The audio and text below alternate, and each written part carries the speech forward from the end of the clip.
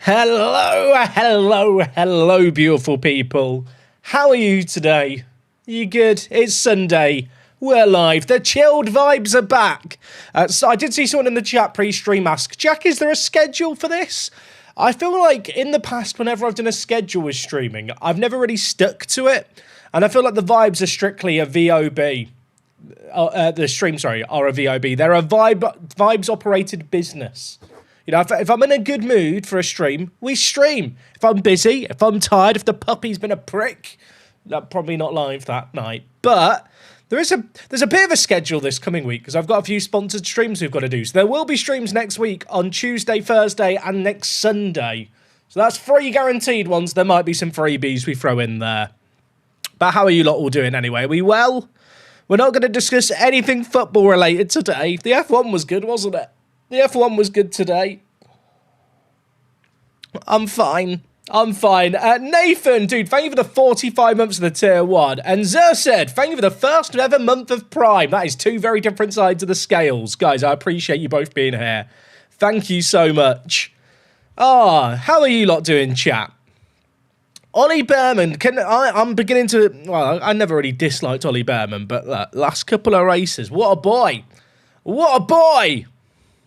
Also, I've just realised, is it deadline day? Did we leave things on deadline day in the stream last time?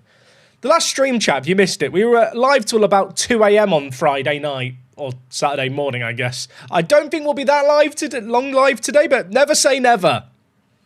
Never say never. We're back. For people who missed the last stream, by the way, it didn't go great for a spell, did it? Look at that, that was stinky. But we did end things with a great win against Borough. We scored in the 95th minute and it was 2 a.m. And we'd had Robbo raid the stream and I couldn't shout or scream because the wife was in the room next door sleeping. So that was fun. Also the fan. I've not put the fan on. I'm drinking a coffee in a warm room. It's a terrible mix. Jack, do you think these past GPs show the difference in experience between Lando and Oscar and Lando? I mean, to be fair, it's the first time we've ever seen, like, Piastri have pressure really on him, I feel like. At the same time, this might be controversial. I do feel like the penalty was a bit harsh. I don't know if that's quite... Maybe, I guess in my mind, I'd view it as a turn 1 incident on a restart, but it's that difference between the rolling start and standing start right behind a safety car. Like, he's locked up, but actually, he'd kind of saved the car before the lockup, and there wasn't much further inside he could be. I guess the argument is, you don't stick your nose in there, and if you're in a title fight, you probably don't need to stick your nose in there if you're in a McLaren. I did think it was unfortunate. That's not to put the blame on Kimi Antonelli, by the way, because Antonelli couldn't go further right. But I feel like if it was on a standard start, that's probably just viewed as a racing incident. Do you know what I mean? But yeah, I mean, look, there's plenty of races left. There's plenty of drama left. Is Vegas up next in the F1?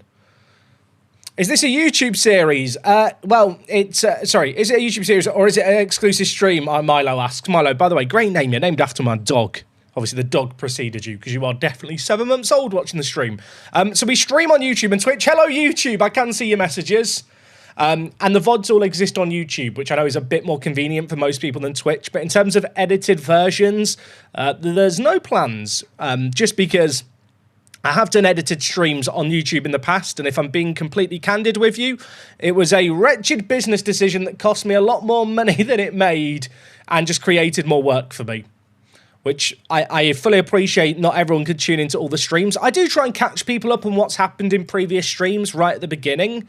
So if you ever miss a couple of streams, if you just watch the first 10 minutes of the subsequent streams, you should catch up a little bit. But, yeah, I fully appreciate, you know, when I'm live, as long as we are, people aren't going to catch you all. I hope to go at a pace by which you don't have to necessarily catch up, but if you miss a couple of streams, you don't kind of end up seeing a brand new team playing. I hope that makes sense. I don't know. I mean, at the end of the day, Lando just isn't making mistakes at the moment, which is shocking in some ways, because with respect to Lando... He historically hasn't necessarily always kept his cool in certain situations, but now it feels like, I don't know, the pressure is off him almost in a weird way because Piastri's just crumbling. But it's quite fun. It's a very fun season. I'll be honest. Earlier on this year, I said I thought Oscar would win the title, but it was going to be interesting to see when he was, I guess, in a position of control, how things would shake up. I am shocked at how well Lando has kind of held his nerve. I'll be honest, I don't know about anyone else. I'm kind of surprised at the fact that McLaren has kind of just lost its outright pace. That's not to say it's not the best car on the grid, but it does feel like, with the exception maybe of Mexico, where Lando looked amazing, like there are teams that can be racy with them. I mean, it would have been very interesting if Leclerc hadn't been taken out to see if he could have done something in the race. Hey, Twisted Muppet Dude, thank you for the 52. Appreciate you, mate. Thank you. Should you buy FM26 Clutch, Randy? Honestly, try the demo. There's a demo on Steam and Epic Games. You can play for 6 months of a save game, test the game, see if it's for you and how it runs for you. I think that's the way to go. We need a Town or Town save. I mean, Park to Prem will be coming back probably not this coming week, but the week after, if I'm going to tentatively put a date on it. But yeah, for people who've missed the last couple of streams, so we obviously are Norwich City. We had a wretched start to the year, but we have actually put ourselves in a really good spot. We ended the stream yesterday with wins over Coventry and Middlesbrough. Was it Coventry and Middlesbrough we played? I want to say it was Coventry. Was it Cov? Was it Cov? Yeah, Coventry and Middlesbrough. So we beat 2 playoff rivals late on Friday night stream. And they were late goals, actually, that won us the games. And those wins actually feel kind of massive. We have an opportunity, if we win our first game today, to kind of put a bit of a cushion in, which would be nice. Also, it's deadline day. Do I want to do any signings? I mean, for people wondering, signings so far, the big issue we've had is not being able to sell players. We sold Josh Sargent, and that is it. Also, does anyone else wish there was just an ability to just show all the transfers in or all the transfers out? Like, I actually really like the design of this screen this year, but, like, there's not many seasons where you'll sign fewer than 7 players, or at least I won't, like, just in general. So the fact that, like, the scrolling appears and there's no way to just filter it, so the scrolling isn't necessary, is just, like, a bit of a shame. But yeah, in general, it's good. Is the dog outside? Chat, I think the dog's trying to break in. Hello, Milo. Hello.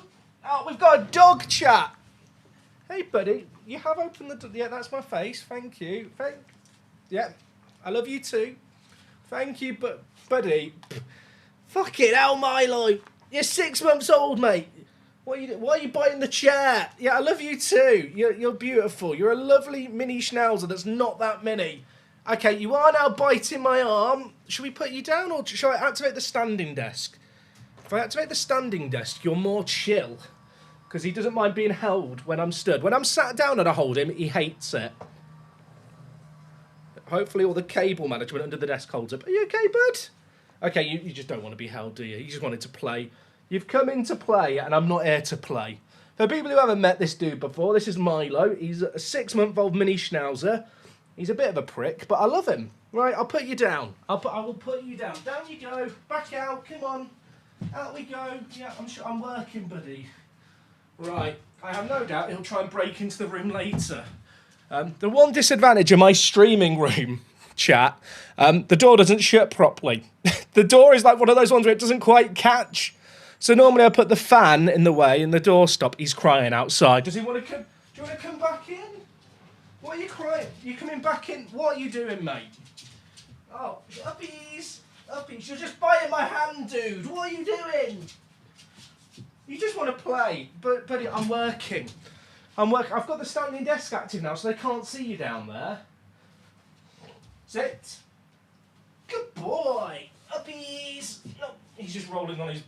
Right, Milo, if I go back to the lower desk, then people can see you on the floor, I think. I know you're scared of the desk moving as well, so this is a great mix. Milo, come over here. Hey. Hey, can they see you if you're here? Can you see him, chat? I can't read the chat, so... Hey, what's up? What's up? What are you doing? I don't think they can see you, mate. Can you come up here? You've never jumped up here before, so you're definitely not going to do it now. I don't know what he's doing. Chat, what's up? You're just biting my hand. Dude, I meant to be working. Thank you, chat. Thank you for the knee compliments. Milo, are you... I need to work.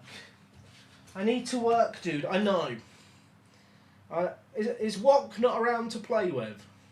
Has she abandoned you, mate? They can't even see you, so it just looks like I'm talking to myself.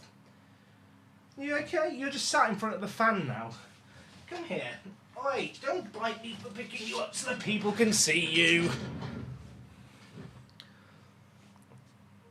Could you see him, chat? I don't know if you could see him on the floor. Oh, look at him. You are very nice. You just don't like being held when you sat down. Thank. Lovely. Thank you, mate. Right, what do you think of Josh Sargent? He's very... Chat, is he cute or am I just one of those biased owners? Dude, you're biting my arm. You're being a pain in the bum. Right, let's put you down. And out you go. Come on. Please leave. Wife. What? Wife, can you handle the dog, please? She's doing a poo, chat. No wonder he's crying outside my room. Right. Whoa, that stinks. I'm an asshole. Right, now I know why the dog was crying. She was in the toilet for the last 5 minutes. No wonder he's come to see me. No wonder he's like, Dad, I'm scared. There's weird noises coming from the bathroom. I don't have the word big noises, just for my legal representation when my wife sues me for defamation. Ah. He's all right, though.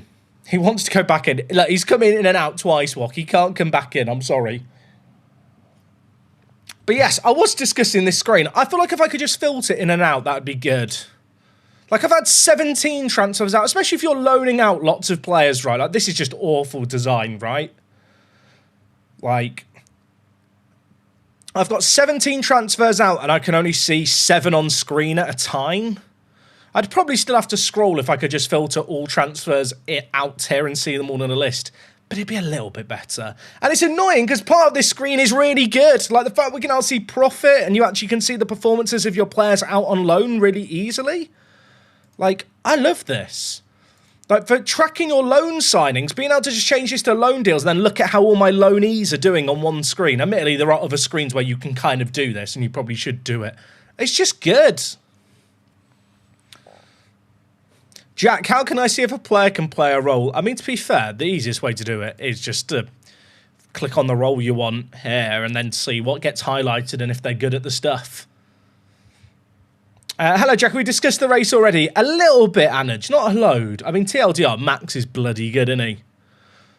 I also feel like Red Bull nailed their strategy. Not enough... I say that. Yuki Tsunoda's crying in the corner about some bloke touching his car early.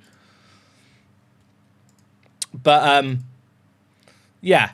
I mean, Piastri, bottler. But yeah, we sold, just to recap, we sold Josh Sargent. I brought in Bungard to be that replacement striker. 16 goals, 11 assists, 8 player of the matches is absolutely wild.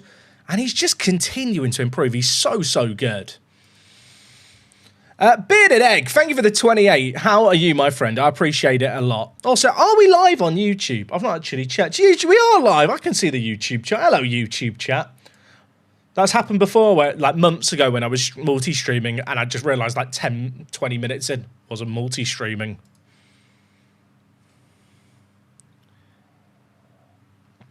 VSC pitch is such a minimal gain. I mean, that is true. I mean, you do get a reasonable gain.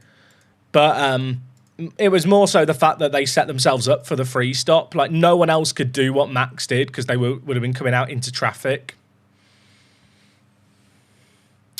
If people don't like the new interface, do you think people will make skins to revert back to the old one? No. No one is going to be able to make a skin that reverts the interface back this year. I don't want to crush people's hopes and dreams, but it ain't happening. Lanky Midget, still one of the greatest oxymorons on the internet. Thank you for the 34, mate. Thank you. What's the consensus on this game so far? What is the consensus on this game so far? It's a good game. It's not a great football manager. I feel like that's my take on it. I feel like compared to FM24, it's missing some stuff that if you play in more detail and use certain features, Their omissions from this game will really diminish your enjoyment. But if the stuff that isn't in the game isn't stuff that necessarily bothers you, and if you're not experiencing the major bugs of the game, of which for some people there are some major bugs, I think the game's pretty fun. The game feels more to me like Football Manager and gives me that Football Manager one more match itch after the latest update that they did than it ever had before. Also, it's deadline day and I'm getting the agent offers. By the way, if you didn't know, chat, deadline day, whilst it doesn't all go yellow in-game, like on the portal screen, you do still get like agent offers in. Admittedly, this screen is horrifically designed. Like why the agent needs to be as big as the players, I don't know. I fed that back very early on in my play testing. But, yeah, not everything goes yellow, but if you like your agent offers, you can occasionally get some really good recommended players there. It's the same as the previous FMs? No. No, it's not. This game has a lot of stuff missing that the previous FMs had. The biggest strength of this game, to be honest, chat, is the tactic system. The tactic system and the matchday experience make it difficult for me as someone who's played close to 10,000 hours of FM24 to go back.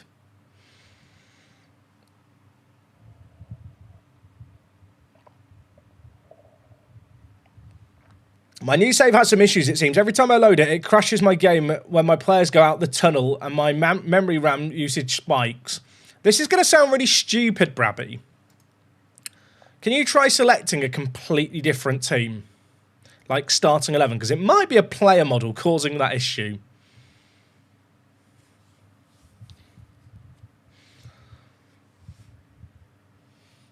How is Milo with fireworks? He sleeps through them. He's the most chilled dog ever. Chat, I'm tempted. Oscar's great. He's got 10 goals and 6 assists from centre mid. He's valued at 13 to 17 million, and they've offered me barely 13. I feel like I want 20 mil.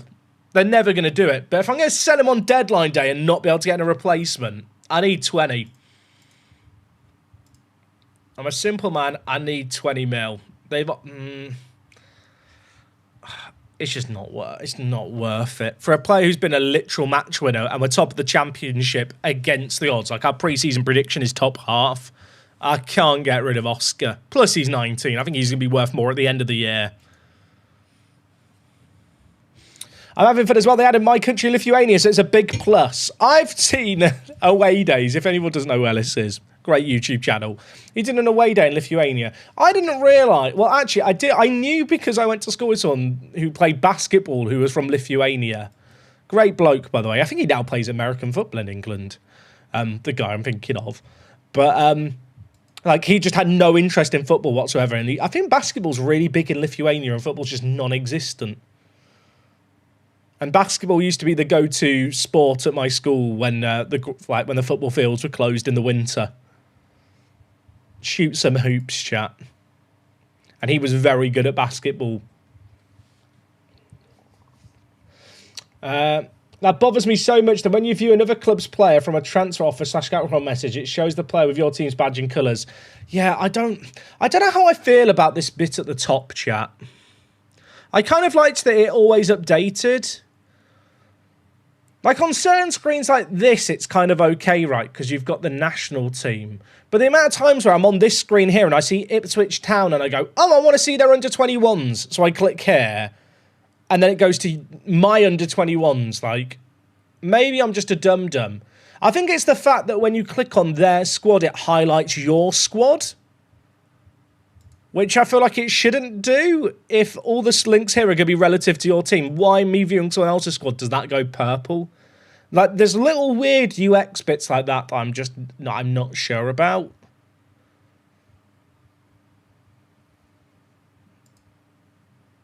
I mean, really, if you want to have like a link to the club site page that's accessible at all times,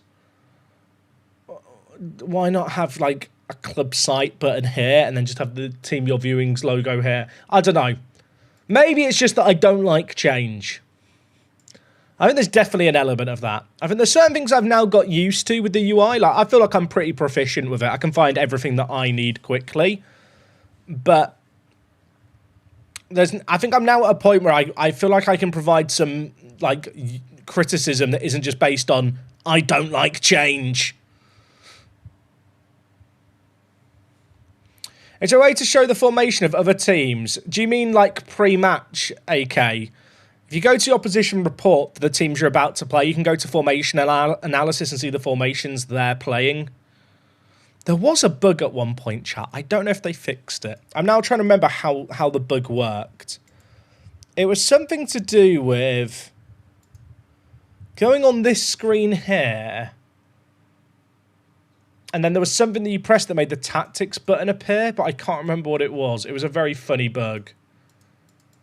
Because when you're on your own team, right, the tactics button's here, and there was basically a bug you could do to get the tactics button to appear for other teams. It was during the first beta build it was in the game. I think it might have been fixed. I'm now trying to remember how it worked. But it basically allowed you to snipe the AI's tactics, and it was quite funny. Is it hover over the eye? Oh, it's this chat. Yeah, if you hover over this, the tactics here, it doesn't show any of the instructions or player roles, and the positions are all jumbled up. But yeah, if you go on an opposition team, mouse over a player, then you can click on tactics, and you can snipe their tactics. You'll notice here, like, the wide midfielder who's on inside forward, that's actually that player here. Like, these two players are, like, showing the wrong way round.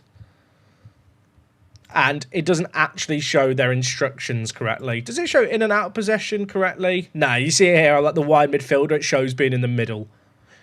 Obviously, actually, I say that. There's like, it's showing wide midfielder, complete forward, centre mid.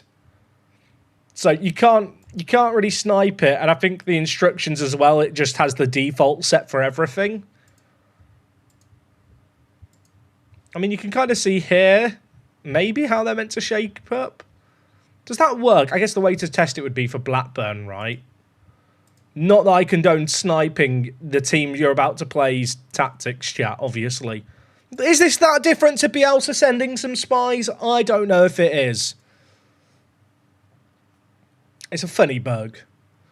So like here, I don't think this is set up correctly, but actually is the visualizer showing it correctly? I think the visualizer is actually correctly showing the formation, or does it just show everyone as a 4-4-2? It might just show everyone as a 4-4-2 looking at it. In fact, I'm now looking at it. Is it just always a 4-4-2 is the out of possession formation it gives? So Blackburn play a 4-4-2 without the ball. Check the report. I love bugs, chat. The thing is, you know what, chat? The thing is, if you play the game for 20 hours, the bugs disappear and you'll have no more issues with the UI. I think it doesn't correctly show the in and out of possession shapes. Who do I think is the new Rooney of FM26? I assume you mean Rooney Bargy. I still don't know how to say his name. I just say his name like Onion Bargy, and I hope that's okay. You know what? Forsyth to Salford actually makes sense. I think Gilberto Mora is the boy, chat. If you're looking for your... Is it Gilberto? I think it's Gilberto. This is your boy. This is your Rooney Bargy of this year. He starts 16, so you have to wait a little while before you can get him in. But he's pretty good. In real life, he's capped for Mexico. And at the start of the game, he doesn't actually get more caps for Mexico. I almost feel like he might need to have a better current ability. But he's absolutely mad. So, recommend him. The Sai, thank you for the 14 months of the Prime, dude. I appreciate you a lot. Thank you so much. Loads of people using their Primes today. Oh, okay. Forsyth's great loan idea that I had. Not happening. Deadline day's passed.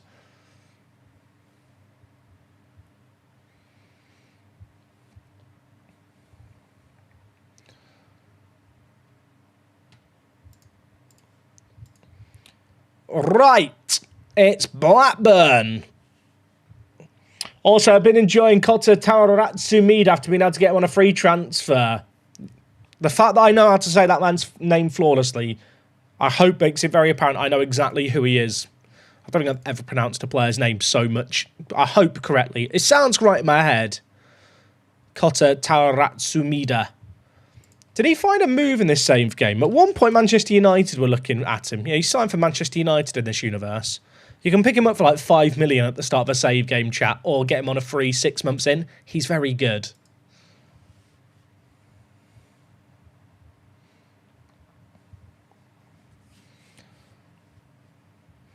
As FM24, you could drag names into positions. I can't find it on this one. What do you mean, Parsons? On the squad screen or on the tactics screen?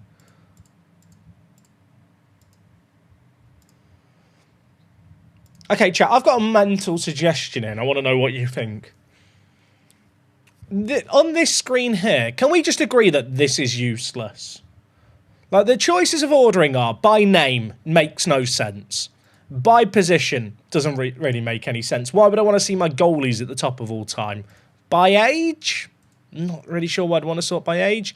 Nationality? Maybe. Played? Maybe rating? Like, this panel here with the squad listing, right? Would it make more sense if it had your, like, selected starting 11 listed? Like, have the picked column have maybe the age, player face, position, and current ability. Maybe even inf. Just have, basically, the first 5 columns of this. Maybe a bit more squish they fit here. Like, having it so you can actually see your currently picked starting 11, so I know going into, like, between games, oh, do I need to change it? And also, if you could just have inf. If you could just have your info. Like, that would be great if I could just look at some of this stuff, you know? And also, I'm more likely to go, oh, someone's wanted. Who are they wanted by?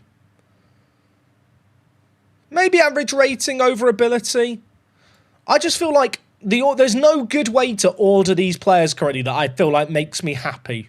I think I just end up settling on goalie, but ordering it by, like, your picked 11 would just make so much sense. I mean, I assume there's a reason. Part of me wondered, is it because mousing over doesn't work? But you can mouse over these bits and these pop up, so that can't be the reason. Again, I'll be honest, chat. Piece of feedback I gave close to a month ago at this point. So I'm just saying it again on stream, so if any of the SI devs are watching, they go, write that down. Because I do feel like sometimes you're screaming into the void. I'm Aston Villa. I've trained Jimo Aloba as a FR and then found out he's played in the left wing as a FR. Is that free role? Is that... Chat, I don't remember all the abbreviations for roles now.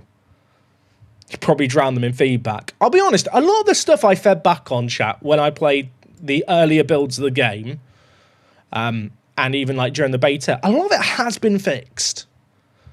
But there is part of me that does feel like they genuinely do watch the streams a little bit. I don't know if people have watched the video I did where I was like, can Football Manager be saved? If you go through the list of issues I had with the game with all the examples, a lot of them got addressed in the last update, to the point where I'm a bit sus. Jack, any tips? Doing a non-league save and the free agents have disappeared. The only thing that's changed in the player database is players that are persuaded to join.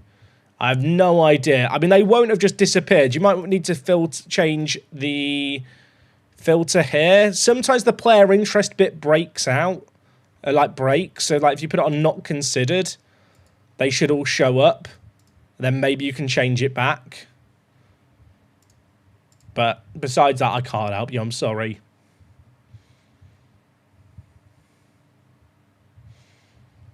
Started West Ham, so they've got top 4 first season, second season finished 3rd, 4 points on Liverpool, who won the league but managed to win the FA Cup. Chilling. I do wonder, chat, like, if this might be controversial. I do wonder if the game's too easy. There is part of me that feels like, I mean, to be fair, Football Manager is as difficult as you want to make it. Like, if you want to go for a proper Looney Tunes tactic and try and make it work, like, you can absolutely do that. But I do wonder if, because they've given the user so many new tactical options, they, like, almost need to make the AI better at using the new tactic system. I don't really believe in the idea of giving Football Manager a difficulty scale, but I do wonder if they could do something to, like, I don't know. How would you make FM more difficult, chat, without changing stuff too radically? I think the AI needs to... I was going to say it needs to be more adaptable, but, like, just in and out possession, I think it needs to better use the new tools.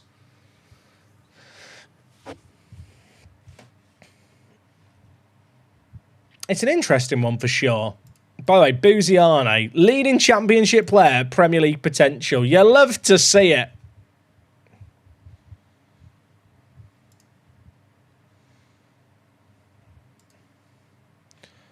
Okay, Blackburn, FA Cup. Cordoba is still coming back from injury, which is a bit annoying. Let's give Salinas the minutes. Also, okay, so chat, I've had a big issue where this next match button doesn't work. But I've heard that if you do next match, go into the game, and then as long as you don't go to the squad tab before you hit continue after a game, it works. So we'll play this game with Salinas on next match only. And then I'm going to go to the tactics screen, and I think, straight after game, I think that's what breaks it, but I've not had a chance to test it.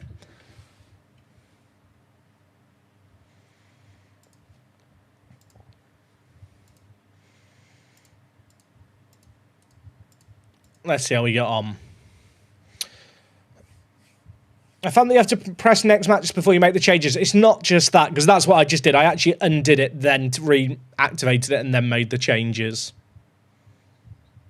Is it too easy on purpose? People are less likely to keep playing if they're on a losing streak. I don't think so. I genuinely think, chat, my vibe that I get with this game is that it's very, very fresh out the oven. And Sports Interactive didn't actually start play testing the game until like a couple of months ago. And they've not really had time to iterate and then go, right, what's the game actually now like to play? Like, the vibe I get is that they've not actually had a playable game until very late in the summer, well, maybe early fall. Oh my word, if Oscar scored then, not selling him on deadline day would have felt justified. Did I watch the Leafs game last night? I didn't. I watched the first period, then I went to bed because I needed sleep last night. Chat, did you know that youth intakes can give you fake siblings for real players? In my Man U server, got a new gen called Rob Amas, and his favourite personality had Harry Amas under sibling. I didn't know. Did I know that? I knew that your own staff could have kids. I don't know if I've heard of the players before. That's kind of cool. Has it been worth the wait? It depends on what you're looking for, King Egg. I'll be honest, chat. I played, like I said, close to 10,000 hours of FM24. You could have given me a turd and clapped and then smeared it on my monitor and I probably would have said it was an improvement. Like, the matchday experience and tactics make this game fun. Also, that's a great goal by Oscar. But if you're someone who plays hyper-detailed, loves kind of cup draws, loves the chalkboard and heat maps and refining your tactic that way, loves using the data hub, likes your season reviews at the end of the season and seeing your all-time best 11 and your own best 11 for the season, like, all that stuff missing is just going to detract from your enjoyment.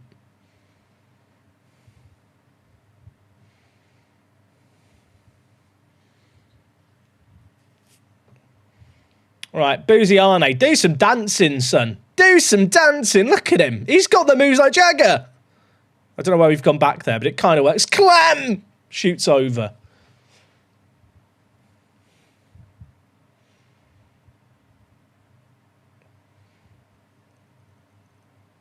I kind of agree with the immersion missing Ursamasha, but I think that's partly because I just hit mark all as red on so many inbox items now. Because I miss being able to hit spacebar to go through all my inbox item from, like, oldest message to newest.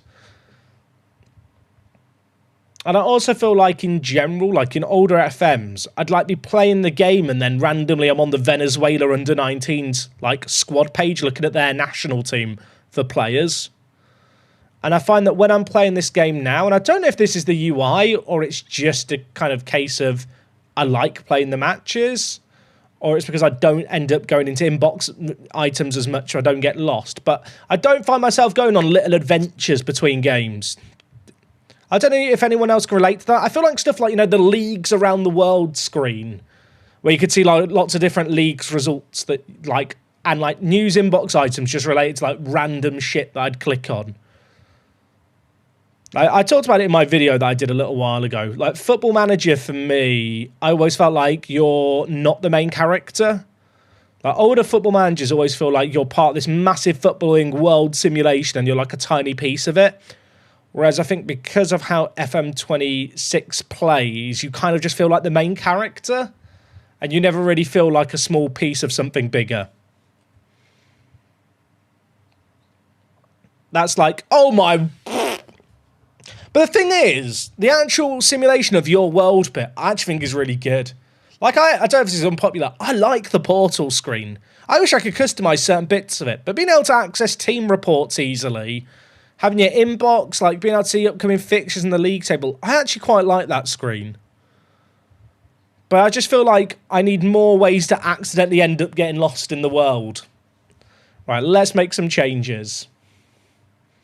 How do they fix that feeling? I genuinely think that when they change the inbox behavior so that you can, like, go through your messages without just marking all as read, I think that will make a big difference for me. I think sometimes, you know how at the moment, chat, like during match, like game week weekends, it kind of shows your own league's results and stuff on a little pop-up. I feel like sometimes on that screen, like instead of that screen, just pop up like some global news. Like, have like some random shit like shown. Like, not all the time, but show me the Bundesliga team of the week. Like, or at least give me a way to accidentally stumble into that stuff.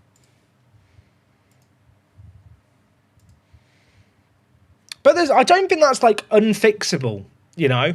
I feel like there's ways they can bring that back in that, like, my mindset with the current user interface and stuff is that on a foundational level, I think it works and it's actually pretty good. They need to fix the UX, reduce clicks to access certain things, and just bring back that feeling that I'm a smaller part of the world. I think it'll be in a way better spot. Like, the leagues in focus I loved. What I'd like to have is more control of finances, like managing sponsorships, making money from sales from food, drinks. The thing is, Mega Shawari, what you're asking for there is, like, a club owner mode. And, like, this is Football Manager. Like, I'm afraid to say that Arne Slot isn't setting the burger prices at Anfield.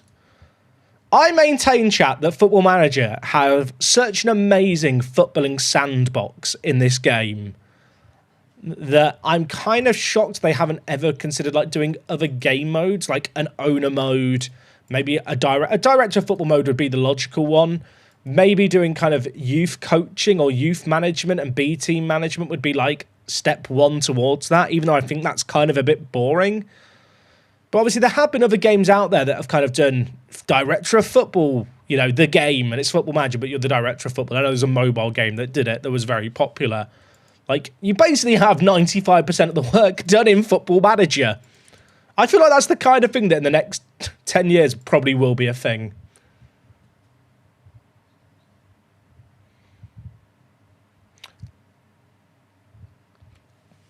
The pop-ups need to be refined. I think the pop-ups need to die. Why is this not a screen? Why is this not a screen? Why is this one labelled as a pop-up a full screen? Do you know, chat, I've said this last stream, but my conspiracy theory is I think all the pop-ups are screens that are from FM25. I think the pop-ups are like a hangover from FM25. Like, Miles in one of his interviews was like, there's a lot of FM24 in the game still, a lot of it's brand new for FM26, and there's a little bit of FM25 still in the game. I think the pop-ups, like this one's not a pop-up either, but it's labelled as a pop-up. This one's not a pop-up. This one is a pop-up. I think the pop-ups are just leftovers. I think these are screens that were done for FM25 and just haven't been redone because they were the most functional screens for that game. Like, that's my conspiracy theory. Also, hilariously, chat, it's got the old Football Manager logo. That Football Manager logo got abandoned like over a year ago, but it's still got the old FM logo on the data hub. So I don't think this screen that's a pop-up was probably retouched. I mean, of all the screens that are pop-ups, to be fair, this one's fine to be a pop-up. Maybe make more space of the pop-up, like the polygon can be bigger. But there is definitely evidence to me that suggests there's certain parts of the UI that were done 2 years ago and haven't been touched since.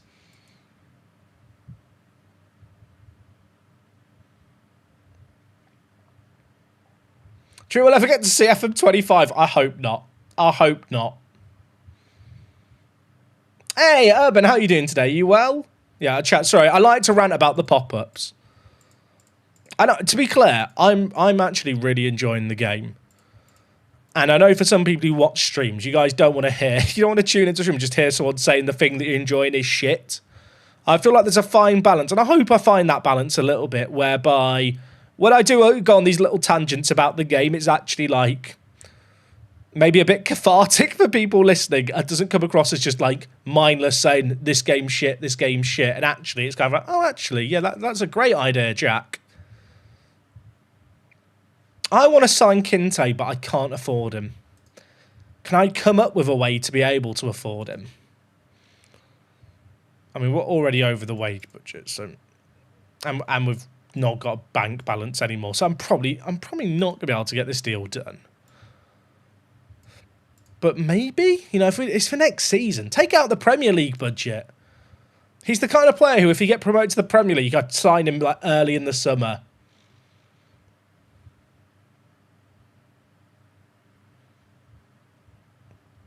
Workspace, after the screen, my first football manager was Bundesliga manager, professional, hat-trick, and Anstos. These were on the Amiga in the year 2000. They had sponsorships and how you construct your stadium. Why do I need the board to agree to expand the stadium by 500 seats? I think we should have more options to influence a club. The thing is, I think what you're asking for isn't Football Manager. Like, and I to be fair, there is a completely reasonable point that is, the game is a game. It doesn't need to be realistic.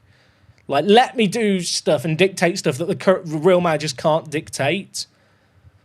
And I think maybe that could be a longer-term idea to have these as options. But right now, the core gameplay loop is kind of fucked and needs a lot of work. And I think until... Football Manager will eventually get to a point where I feel like they shouldn't add more features for the sake of adding features because it just adds bloat. But I think we're a long way away from that point, and I don't think it's until that point that we should be worrying about managers setting, like, organising sponsorships, because it's just stuff that isn't, like, it just doesn't happen in real life. And I think the argument of, well, they existed in these older games, that's kind of a bit... those games existed years ago when there was it was like more of a game and less of a simulation. Like, you kind of look at what this game is now. Football Manager Chat is a mental simulation of football. Like, genuinely, the amount of stuff they get simulated and the detail of it, when you think about it, is fucking insane. I can't afford Kinte. And I think stuff like sponsorships and stadiums kind of, in those early years of gaming, kind of made sense because they were easy wins and they gave you stuff to do. But we're not bound by those limitations anymore. Any idea when the next update is? I'm hoping, chat, they're going to... I said this in my video. I should probably do another video this week discussing the game. I kind of hope we get like a weekly patch. Like every Thursday, just drop an update. It could be a Steam beta thing that gets opted in, and then it comes out a few days later on other platforms. But I genuinely think, like, the game is at a spot now where you could be putting out bug fixes every week until Christmas. Or at least just come out and say, hey, here's the stuff we plan on addressing this year. Because I have no doubt there's a lot of different complaints from different people. Like, there's a lot of stuff that needs refinement, and they're not going to be able to fix it all. But maybe just manage the expectations slightly. Like, Miles in his interview with me kind of said, hey, yeah, the game's going to have 3 to 4 content updates this year. And obviously we know that international management is one of them. So then there's that question of, well, what are the other content updates? Is one of the content updates going to be here's loads of stuff we wanted to put in at launch, but we ran out of time for, but now it's in the game? You know, is that what a content update can be? Like, if they just come out and say, look, guys, there's going to be no heat maps in FM26. We can't do pass maps either. Like, it's a lot of work. Sorry. I feel like maybe you're ripping the Band-Aid off a little bit, but at least then anything you follow up with is going to be received more positively. Because I think the issue is now that any update they put out, people are going to go, where's X, Y, or Z? Do you know what I mean? Like, based on what different people want and expect from the game.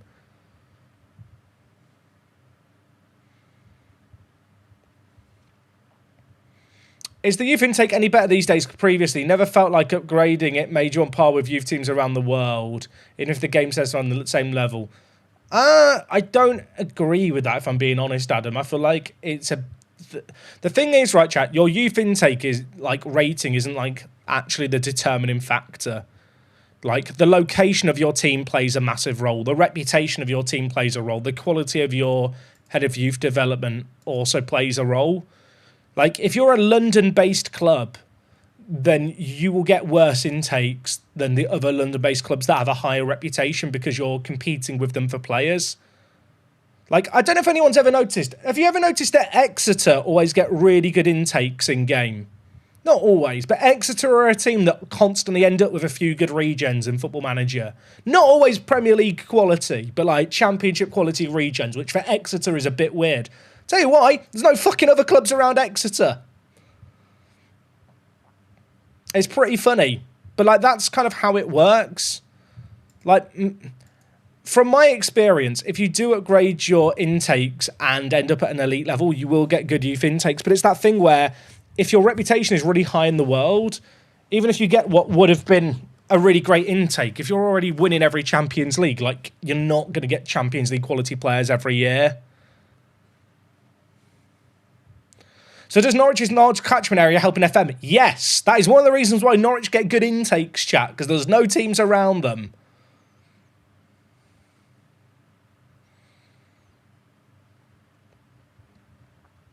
I don't know the catchment areas for all the different teams, chat, but clubs in Football Manager do have their location on a map set, and obviously they also have a city attached to them.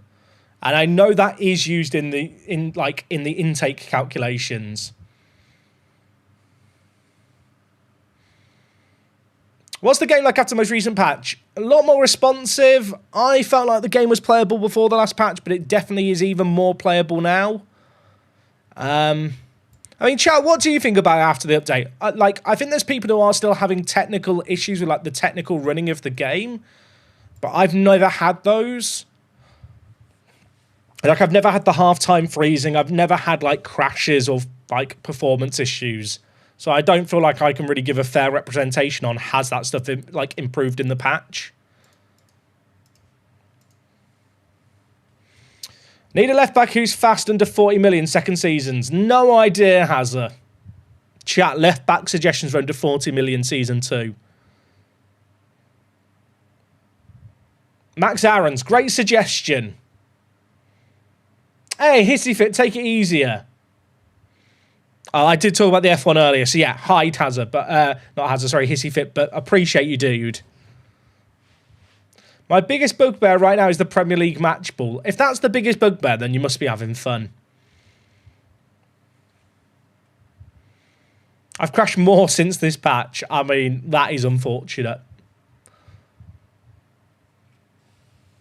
I had a moment earlier when I tried to watch a goal of the month. When the game loaded up, it never finished loading. Yeah, I've had that as well, Stubo. I've always just restart the game and it happens. If you ever go back, chat, to watch a previous game, sometimes it, like, crashes. No, it doesn't even crash. It just freezes. I actually think you can hear the match sounds playing in the background, which is a bit weird. Oh, my word. That's a finish by Clem. He was the one player we signed in January, and he's a god. But yeah, whenever I'm going back to watch previous games replays, I always save the game, because that is a thing that can happen. It's very random when it happens, though.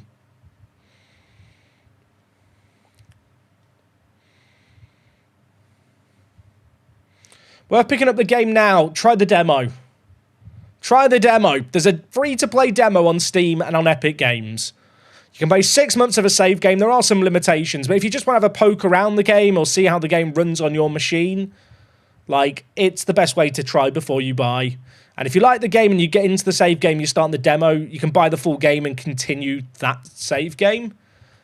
And equally, if you don't enjoy the game, you've not lost your money, and the only thing you've wasted is your time.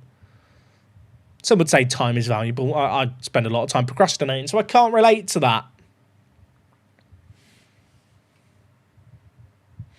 Favourite player in my Norwich team? Chat, is Philip Bungard. Am I allowed to say Philip Bungard? I think it has to be Bungard, just because we signed him to replace Josh Sargent. And for people who don't know the lore, years ago we did an Iceland building a nation save game. And at the time, he was playing for Randers, was Bungard, and he's a striker. And we trained him to play as a deep line playmaker and, like, as a regista. We played him at defensive mid as our, like, playmakery player. Which, to be fair, he can still kind of play with his distribution of attributes. Because he's got such good mentals and his passing's pretty good. So to have him in this save game here, like, 3 or 4 years later, and just use him as an actual striker, and for him to actually be good, That just makes me happy.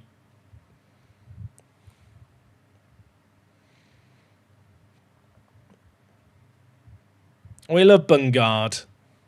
That's a great... I was about to say it's a great goal. Oh, yeah, in real life, Oxford don't have a stand, do they? This should be a car park. It's a lovely park behind the goal.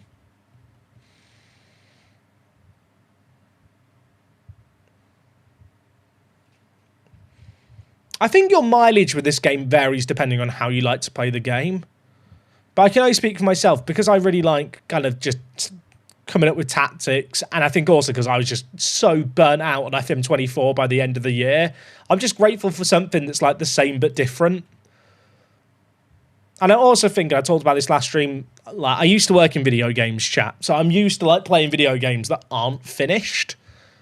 And with that in mind, I feel like maybe I have just a higher tolerance for shit than the average gamer, which is kind of, it's unreasonable to expect people to have that same degree of kind of shrugging your shoulders, not being bothered. Like for people who don't know, I used to work as a cinematic artist making video game trailers for the Total War games. And then I pivoted more into marketing. But as part of that, like I'd be making trailers in engine in a game that's in development and has a fuck ton of issues because it's a game being built. But as a result of that, like, because I dealt with it every day of my life and my career, I feel like in general, I just kind of, I don't know, I have this weird resilience that's been built up over time, I guess. Right, we're going to bring in some changes here. I'm going to bring in Jurasech on the left and Tremonti on the right, I think, just for fresh legs. We're a goal up. We've not been great in this game. I think I might go to the distribute flank system here just to stop us turning over the ball deep in our own half. Out of possession, they are kind of playing a kind of 2 lines of 1, which I don't love because it kind of marks out our deep line playmaker. I see half your team is or has played for Copenhagen or Brøndby. Yeah, we love the Danes in this team. We love the Danes. Popov. No offense, but your channel and content also rely on the game, so of course you've not finished writing your thing, Stifler's mum. Chat, my simple refute to that would be, when I got access to the alpha, as you guys know, because I did a video on it, I played, like, lots of hours. I played 100 hours. A lot of content creators didn't play that much of it just because they didn't have the time or they wanted to go in fresh. Whereas for me, I thought, I just want to play the game. I'm enjoying it. Like, there's stuff I don't like, but I'm still enjoying it. Like, if I didn't enjoy the game or like it, I wouldn't have played it for that long during the period where I had earlier access. I do feel like there's this weird mindset where people can't understand why other people would enjoy playing this game in its current state, which I think is bizarre because whilst the game has its issues, it is playable for the vast majority of people. I think if you look at the Steam charts and the fact it's always had 70,000 to 80,000 people playing it over the weekend, clearly there's a lot of people still enjoying it. Like, this notion you're in the minority if you're enjoying playing the game is kind of mental. Don't you think there's a lot of woodwork shots in this game? There always is in FM. If you go to FM24, it's fucking insane in that game too. It annoys me, but it's not a new thing. I think it's okay to like the game in its current state, enjoy it and have fun playing it, but also be totally aware of its flaws and able to point out its shortcomings. I don't think that's an unpopular opinion, but maybe it is.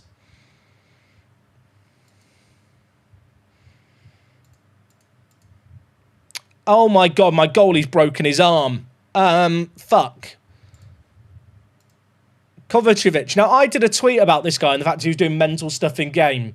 And all the Norwich fans went, realistic. Well, he's injured now. Who's my next goalie? Oh, Chat, is this how the title dream dies? Danny Grimshaw. No aerial ability, but he is speed. Could be a problem. What Gloucester points there, chat, and has now rage quit the stream. We're back. We're back.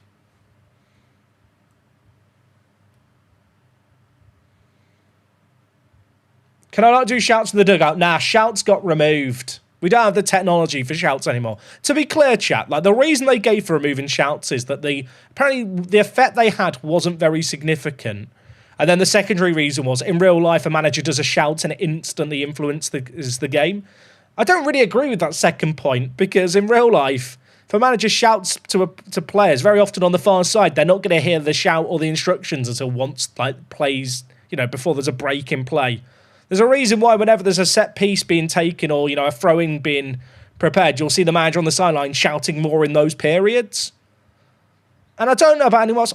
I don't give a fuck if it was a placebo. Sometimes when you're playing really well in a game and you go 1 goal down, you don't want to change your tactics. You just want to shout. You just want to shout to man more. You want to shout encouragement. Hey, we're playing well. We can get back into this. Don't let that 1 goal against another player affect us. And, just to not have that option feels shit.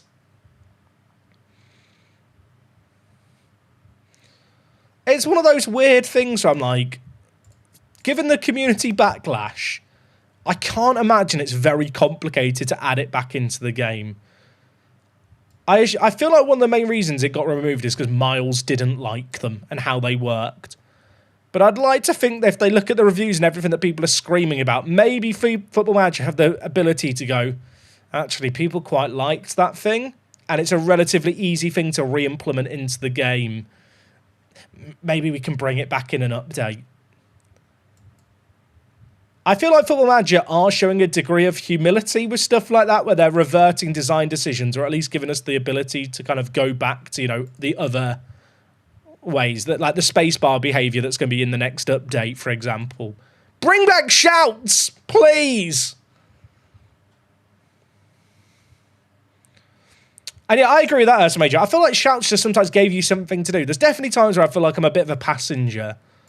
I get that more when I'm not streaming or recording videos, because obviously when I'm recording and doing videos, I'm not using 50% of my brain power to play the game, and the rest of it is just reading chat and chatting with you guys, and trying. I won't say I always succeed, but trying to be entertaining too.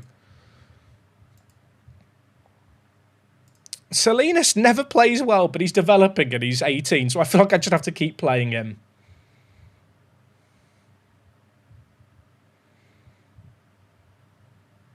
They could add shouts that didn't do anything and people wouldn't even know. Chat. Oh, Jeffrey Schlupp can go to China. Is Rong Chen in China? God, my pointless football knowledge strikes again. Chat, if they just added in shouts of buttons that didn't work, would we all just be happy? I'd stand up and clap. Why can I not see players' full stats when they immediately join on trial? I assume you mean their attributes, Rudiger? They changed that a while ago. They actually changed that like an FM or 2 ago, I'm pretty sure. Now, they have to be on trial for a period of time. Bring back the placebo, exactly. Okay, Jeffrey Schlupp's gone. Should have offered Duffy to China, shouldn't I? Could have got rid of Shane Duffy instead of paying a release clause for him. We've got so many overpaid players. Kenny McLean will be gone, and I will celebrate. Kenny, do you want to go to China? Probably not.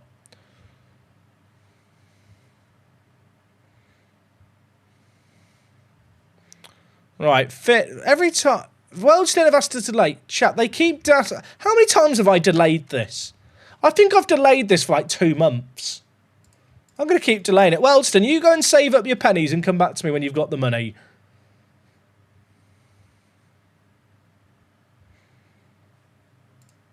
Oh, Clem's bruised his shoulder. He'll be fine. By the way, I've not really acknowledged the game today. I've just been in kind of chatty mode. We're on a very good run of form here. 4 wins in a row. We're pulling a gap at the top, chat. I don't want to remove the Jeopardy. Jeopardy's great for the content. Like, if we just get promoted, it's a bit shit. Like, the streamer part of me's like, yeah, let's make it close. Let's throw the next couple of games.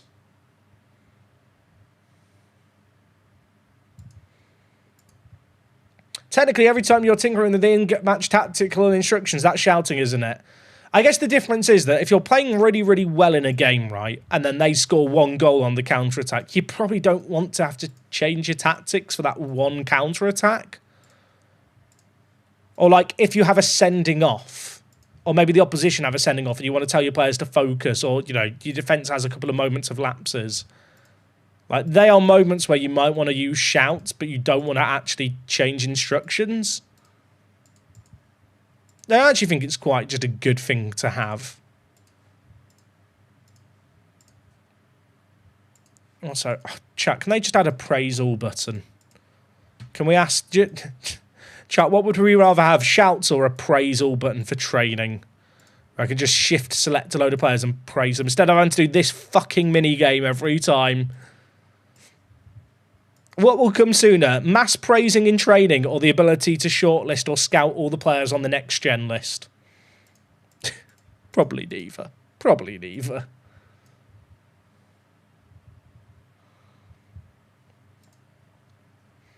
Jacob Wright's a little baller. 17 passing and 15 vision is low-key insane for our deep line playmaker. Can I sign you? Probably not right now. I've not got any money. And the transfer window is closed. Who's the best player I remember getting out of a youth intake? Chat, who's the best player I've ever had in a youth intake? Dylan Turnbull was a baller back in the day at Towlaw. I'll say that now. He was a baller. Also, we'll tick next match here. I could play Clem with a bruised shoulder, but it's just not worth it. Cordoba, 75 minutes, that's fine. Chris Garden's been in a bit of stinky form. You know what? Popov, come on down. Give Popov the minutes. Look at his work rate jump. Oh, we love that. Matthew Lewis. Matthew Lewis is a weird one because technically, I mean, real ballers know first and foremost, but Matthew Lewis didn't come through a youth intake. He was one of those rare Football Manager players that generate as a free agent. Have you guys ever had those players? I don't know if they still exist in this year's FM. Every so often in Football Manager, you've probably found them looking through national teams. There's like players that generate as free agents in countries. And like, it's weird because they have really low reputation because they've never played for a club, but like their potential isn't bound by like generating at a club. Like, I think the potential is basically solely determined by the nationality they are. So you used to be able to always get some insane players on free transfers that just generated as free agents. AA was a baller. Oh, to be fair, in the Wanderers save game, there were some great ones.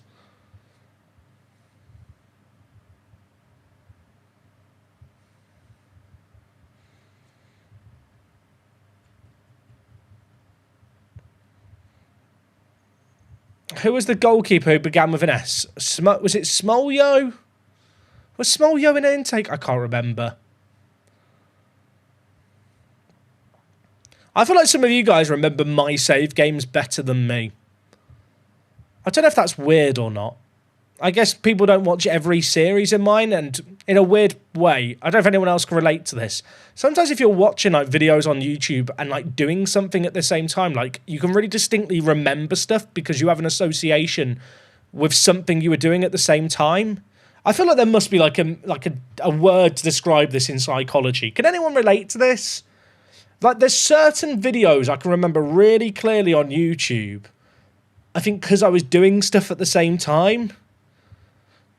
Like, I might be showing my age here, but I distinctly remember back in the machinima days, this is like 2006, 2007, when Hutch, can we remember Hutch? He's still on the internet, I believe, doing stuff. But he basically announced he was moving to LA to work for machinima. And for some reason, completely to his knowledge, I can remember the fact that the video he announced that on, he was using the M40 with the reg scope on Call of Duty 4 on the map countdown. And that was the back kind of ground for the video he was doing. And I can just really distinctly remember that. I can't remember what I was doing at the time. But the fact I can remember that video when he announced on his own channel he was moving, like, I can remember these really crystal clear details. Can't remember fucking useful stuff in my life. I now kind of want to try and find that video to see how well my memory is, or if it's like, you know, the Mandela effect where I've kind of got a false memory.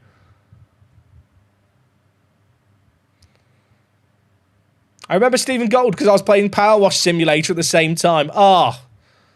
When I first started dating my now wife, chat, she borrowed my Xbox account because I had Game Pass and I lent her an Xbox because I had a PlayStation. I didn't need both.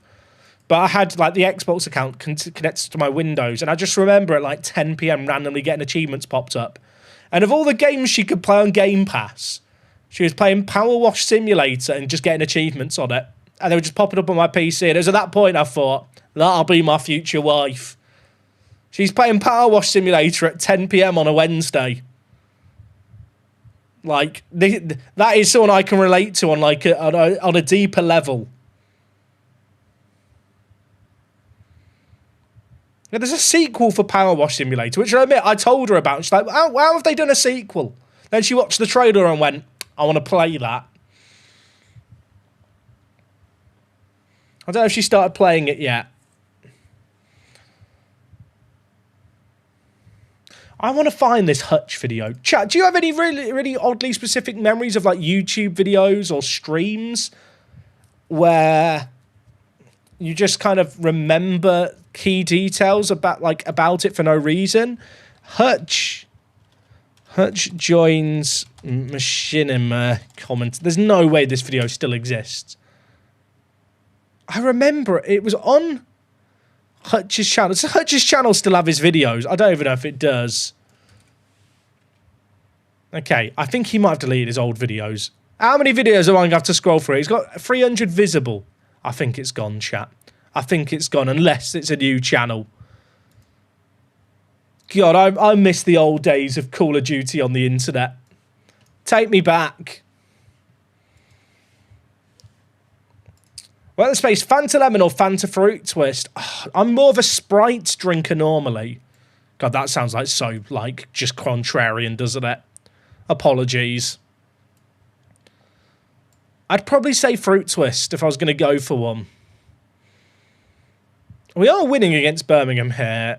And McCarthy's looking nervous. I don't like that. Let's bring in Salinas.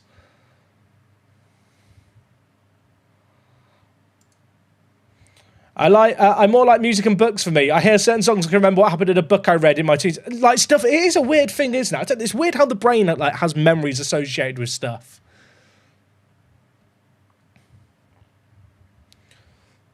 I feel like I'm not going to find this video. I feel like Hutch has deleted a lot of his older videos now. I remember it so clearly. And it's actually bizarre. Yeah, Hutch deleted all his old videos, chat. We'll never know. Also, Chris Garden scored. We're chilling.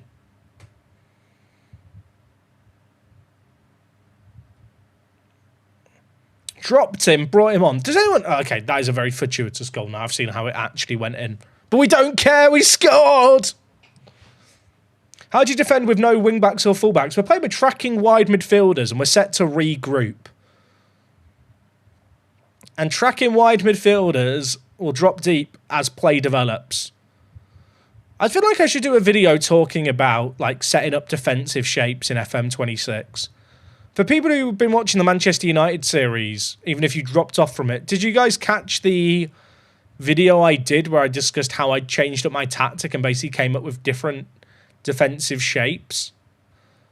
I feel like I should do like, not a follow-up to that video, it'd kind of be a bit different, but just discuss the different ways in which you can set up defensively. You basically got two options, chat, as a team. You go man for man, which is always risky against higher quality teams or teams that have ability to like beat players, or you defend the space that you have, which is often the better thing to do. And what I mean by that is you don't press from the front. You know, if they're playing a back four, you don't play two wide midfielders who press, two strikers that press. You have them drop a bit deeper. You're basically willing to let them have the ball in that like initial phase of play, and you just make yourself difficult to break down. And I think this year more than ever, that mindset is a way better way to create a good defensive system in FM. In older FMs, I feel like it was always just the best approach was we're going to press, stop short goalie distribution. We're going to always try and have a striker, maybe a centre attacking mid who presses, and then two wingers who press as well. Actually, I think this year, more than ever, like passive defending works really well. Like on this system here, chat, I mean, look at my instructions. I know I've got short distribution prevention, we might score here, by the way. And I know I've got trigger press on, but like I've got regroup on. I don't think I used regroup at all last year because it just didn't work very well. Whereas this year, like, it's viable. Like, admittedly, you know, it's not a low block, it's not a deep defensive line, but I'm not pressing here like I mean, I'm triggering presses often, but in terms of where we initially set up, it's not like, you know, we turn everything to the right in old FMs, which I think is great. Oh, my word. Rebound? The rebounds are probably my biggest gripe with the match engine right now. Defenders are a bit passive, and rebounds off the woodwork, the players just don't react.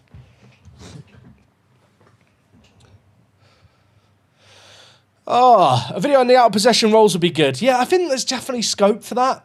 I want to do a series of kind of tactics guides.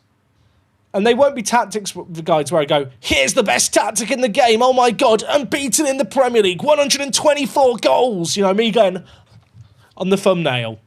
It'd actually be kind of just discussing more principles that you can then apply when creating your own stuff. Because I think that's a way better way of learning. I mean, to be fair, there is absolutely a value in looking at tactics videos where it's tactics already made and trying to leverage what they do and work out why they work and then apply that in your own stuff or even just copy elements of it. But this year more than ever, like, there is way more tools to set up your team. Cycle, how you doing? Thanks for the MFL Discord help as well as the FM goodness, dude. I appreciate that a lot. Yeah, MFL season's wrapping up. If you've been playing, how's your season looking? I've secured with 3 games to spare, top spot in my silver division and in my bronze division, which means next season's going to be interesting for the step up. Park to Prem is probably back not next week, but the week after. I mean, so far, chat, look at this defensive run today. We've not conceded a goal on stream today. Are we good now? Also, are my auto-saves on? They are. I'm always paranoid that I've turned it off when I'm doing other content.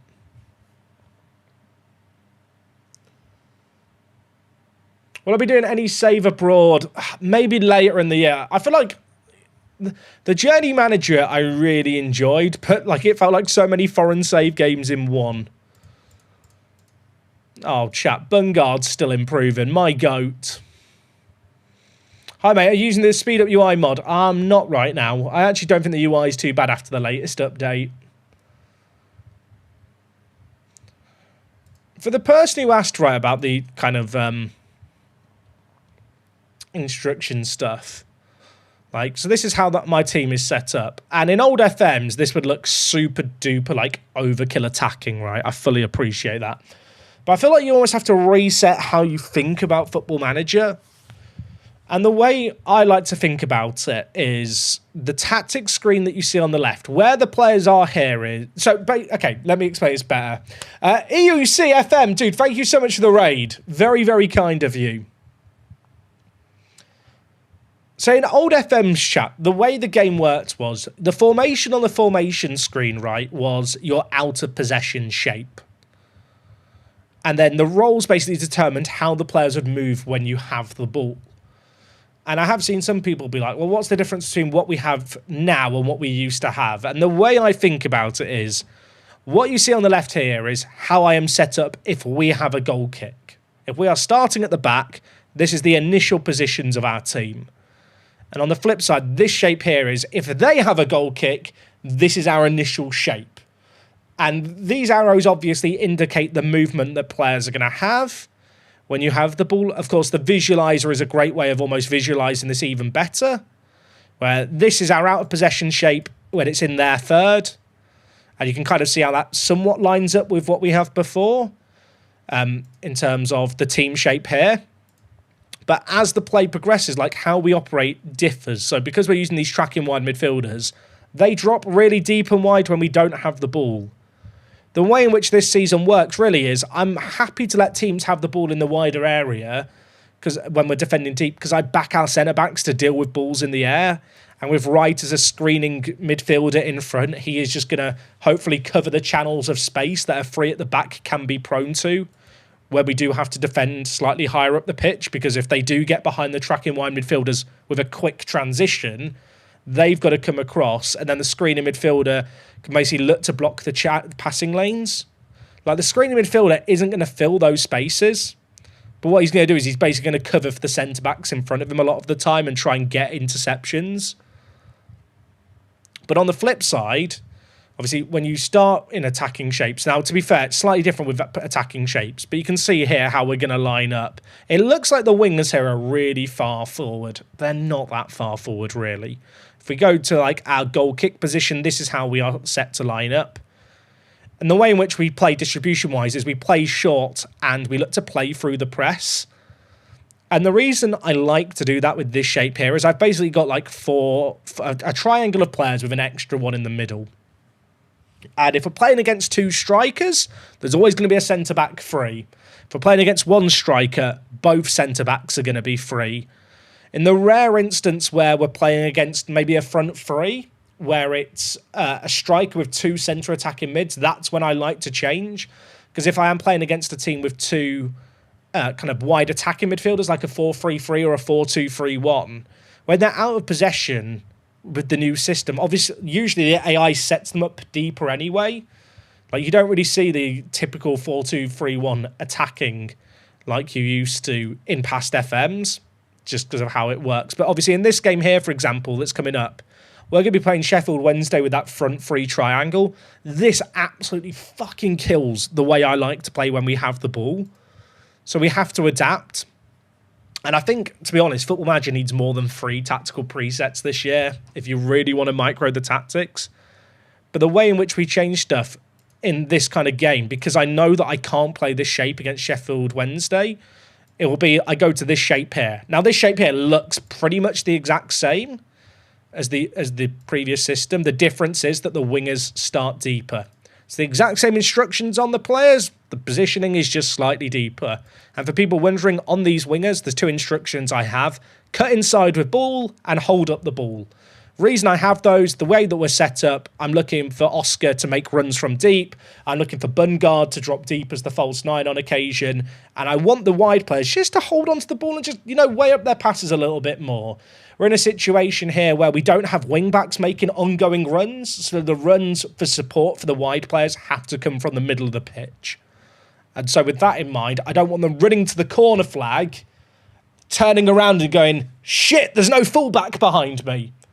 So that instruction to hold at the ball just limits their tendency to run to the byline. And also, just a minor aside, the winger role is a really shit name for this role. It's not a winger. It's a wide player. It's a vanilla role, like a centre mid in previous FMs. And the reason I say that is, in newer FMs, and I think they started in FM24, you can now tell a winger to cut inside with the ball, which traditionally you couldn't do in Football Manager. And with the description of winger, it feels a bit stupid for that to be an option. But the reason I have this on is firstly because it interfaces nicely with the false 9 and the movement that we have, but also because, as I mentioned, if I told them to stay wide, they run to the byline. There's no fullbacks to support them like you'd normally see in a 4 at the back. But with this system where we do start them deeper, we completely change how we play for when we play against teams like Sheffield United. Sheffield Wednesday. That's a mess up I shouldn't make. So here, instead of it being short distribution to the centre-backs, we're actually changing our build-up strategy. I don't want to play through the press. That is so risky. I think we can do it against most teams because we outnumber them in this area here. If they're pressing with a front 2, with 4 players when we build up the play, playing through the press is fine. But playing against a front 3 is just naturally risky, as is distributing it to the centre-backs. Because whilst they're not going to be man-marked, very often those 2 centre attacking mids are just going to nullify what I'm looking for out of the wider ball playing centre backs, which is I have them on dribble more. I want them to be okay at bringing the ball out of defence at their feet rather than passing it out on occasion. So when we play against teams like Sheffield Wednesday, I get rid of pass through the press because, like I said, it's too risky. And I change the distribution to flanks, which is why I tell the wingers to start deeper with this system versus this. Because if I told them to distribute to the flanks here, these guys are just too far up the pitch. Keeper's got a lot longer to pass it up. And the other reason is that if I'm playing a team like Sheffield United, I've done it again. If I'm playing a team like Sheffield Wednesday, where they're playing with these 2 players here, right? What that ordinarily means is they're not playing with wide players. Or if they're playing with wide players, they're wing backs. And so just by telling my kind of wingers to start deeper, it means they're going to start closer to our goal, but also further away from the opposition wing backs, which means they're going to have more uncontested times where the ball's played into them, because naturally the way Sheffield Wednesday is set up is to congest the midfield. So this is like a really important thing, because I love our regular system where we play it out from the back, but this is a systemic issue that I have to either fix when I play against teams like Sheffield Wednesday by either completely changing the formation, which I don't really want to do because I don't have good wing backs, or by drastically altering how we build up play to basically overcome that deficiency in our system. And you'll notice here as well, I also have the tempo on standard. And the reason I have it on standard is because one thing I like to do when we play the ball with our main system is I don't mind if we dick around with it at the back and if that invites teams to press, because what that means is if there are teams pressing us, they're leaving more space in behind. If we have a slow build-up play where we're playing it to the centre-backs, there's a natural tendency for the opposition, if they like to press, to all step up, leave space in behind for Bungard and Kvistgaard, who are two very pacey strikers, to get in behind. But of course, because we're not playing out from the back with this system, I'm going to up the tempo slightly. I want us to move it forward more quickly. And naturally, because the wingers aren't starting as far forward, there are times where I just want to be a bit more direct in our play, and I don't want them dicking around with the ball, holding it in the wide areas. I do still have them on hold-up ball here because I feel like it just works quite nicely if you've not got fullbacks. But yeah, that's kind of the way in which this system has to be tinkered. And there are certain tactics that you'll make where they're almost immune to these kind of issues. Like a 4-2-3-1 is just naturally a very good system in Football Manager that doesn't need much adapting. And if it does need adapting, I think more of it comes to your out-of-possession shape. Whereas in this instance here, the biggest issue with the system and how we play isn't really the out-of-position shape, because out-of-possession, playing a 5-3-2 is just usually pretty good. But it's entirely about how we look to build up the play from the back. Also, I realise I'm live streaming here. I've just entered a flow state chat like I'm doing a video and talked for 10 minutes about tactics and not read anything that anyone's written. I'm an awful streamer. I hope that was somewhat useful for explaining the rationale. I'm now going to play the deeper winger system and probably get smashed by Sheffield Wednesday, and it makes the entire talk I've just given look fucking pointless. But that is the logic.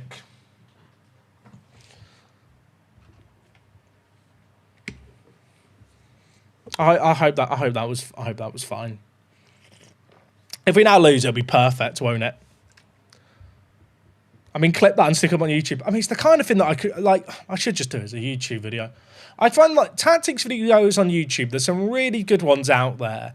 But a lot of them are just, I downloaded this highly rated tactic, here's how it did. I think there's way more value to going, hey, in this instance here, this tactic I'm using isn't really optimal. And like I said, it has issues.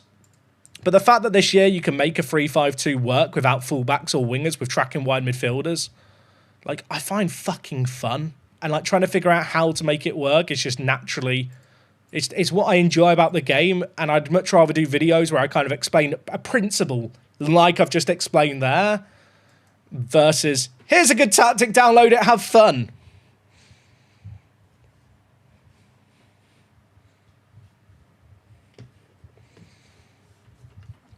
Am I bringing back the Journey Manager? Wardy, I loved the Journey Manager. It didn't do very well. And it pains me to say it. I loved it so much, but people didn't watch it. I think managing in Bangladesh has limited appeal, sadly. For the people who enjoyed it, I hope they really enjoyed it. But I do think part of the kind of charm of it was the fact it was kind of born out the fact that I've been playing FM24 for 8,000 hours at that point, and I wanted to do something fun.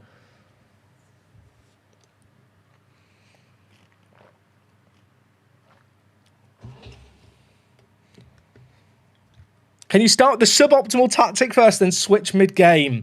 I can, but Sheffield Wednesday aren't a great team anyway. They're 23rd, so we'd probably beat them with the suboptimal tactic. I mean, chat, should we do it? Just to see if I don't know if it'll be the best example of it, because I think I could probably win with the regular system. Just because I think we beat them man-to-man. The Journey Manager save was the best since Luzenak. Amen. I've just tuned in for the last minute of your tactics chat. Would love a full video on it. I should just do that. Chat, that should just be the video, shouldn't it, really?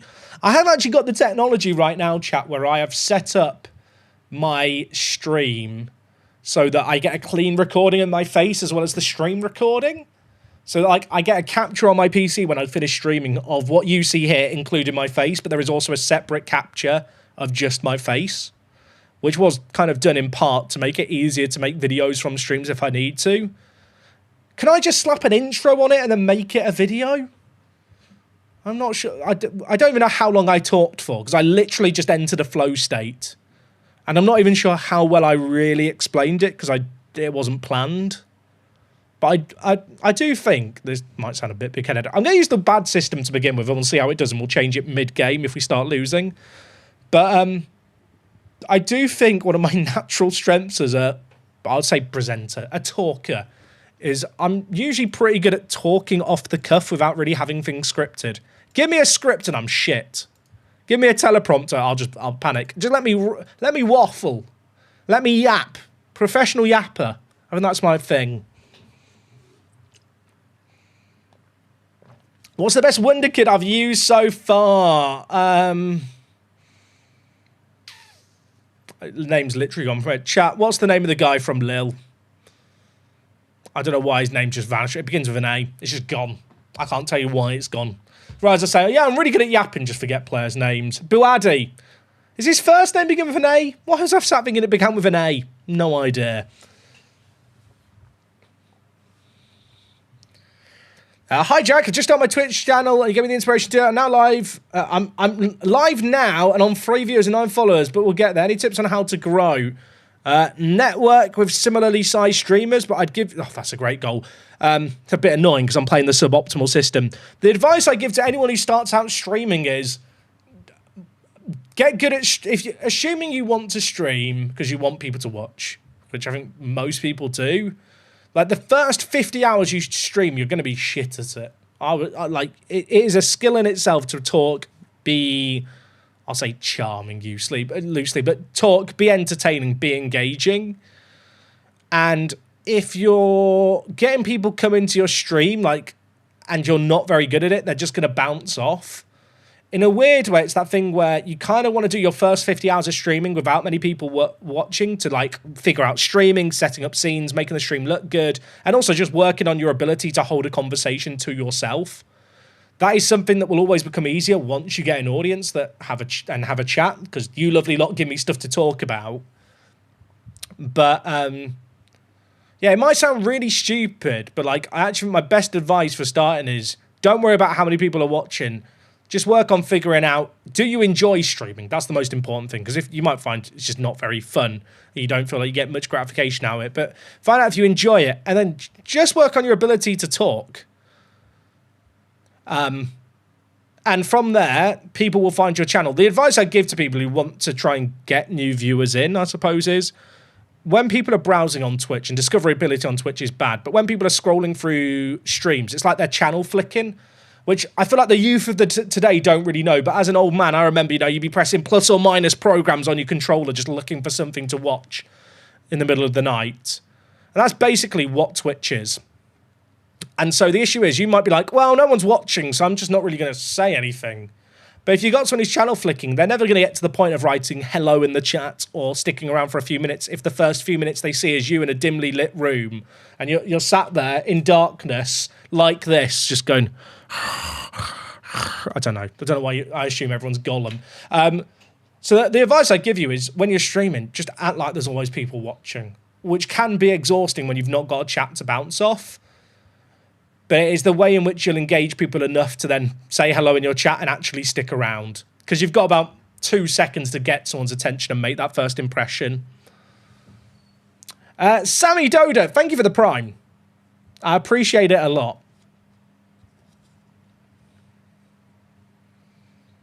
Treat streaming like FM26. It takes 40 hours to get to the point where you enjoy it. Too soon. Too soon. Chat, I'm old now. Yeah, I'm the wrong side of 30. I would have released myself if I was a Football Manager player. I would also say to anyone who's thinking about getting into streaming and content, whilst a face cam isn't entirely necessary, don't buy a really expensive camera. I say that I've got a new camera sat down next to me because this one keeps breaking, but it's working at the moment, so I've not disconnected it. But in general, you don't need a good camera when you start streaming. The biggest thing that makes a difference is your lighting. Like, you can have a really good camera like I have now, but if I just turn all the lights off, is that, like, obviously, this is an exaggeration. It doesn't look good. Like, just nice lighting makes a world of difference, even on a bad camera. Obviously, a better camera will have a better kind of colour range. It will make good lighting look better, but you can get a lot out of a bad camera just with good lighting. And probably more important than lighting is just a good microphone. But bloody good. Or a Sheffield Wednesday bad, probably. Yeah, audio quality matters. Like, if your microphone is rustling... I'm trying to rustle the microphone, but I have a thing on it, which means I don't think you can hear the rustling right now, which is great. But, like, yeah, audio quality is massive. Because a lot of people will just be listening to you, or at least tabbed out from time to time. And you don't need to get, like, a really expensive XLR microphone. Like, my first ever microphone was a Blue Snowball. I think Blue microphones are still around making that model. There's probably better entry-level microphones now. I've just pissed off all the players. You know what? Second half, chat, we'll go to the tactic I'd normally play in this kind of game and see if it shifts possession and stuff. If only we had the chalkboard to analyse the first and second half. That'd be good, wouldn't it? I mean, if we score from kickoff, it would have been great.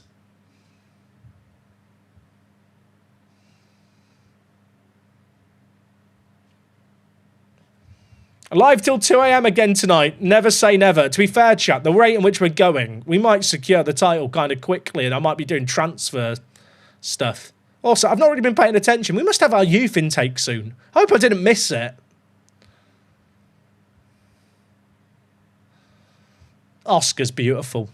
Oscar is beautiful. We love him. How much do you mean per stream on average? I assume that means make. I actually couldn't tell you what I make on average on stream.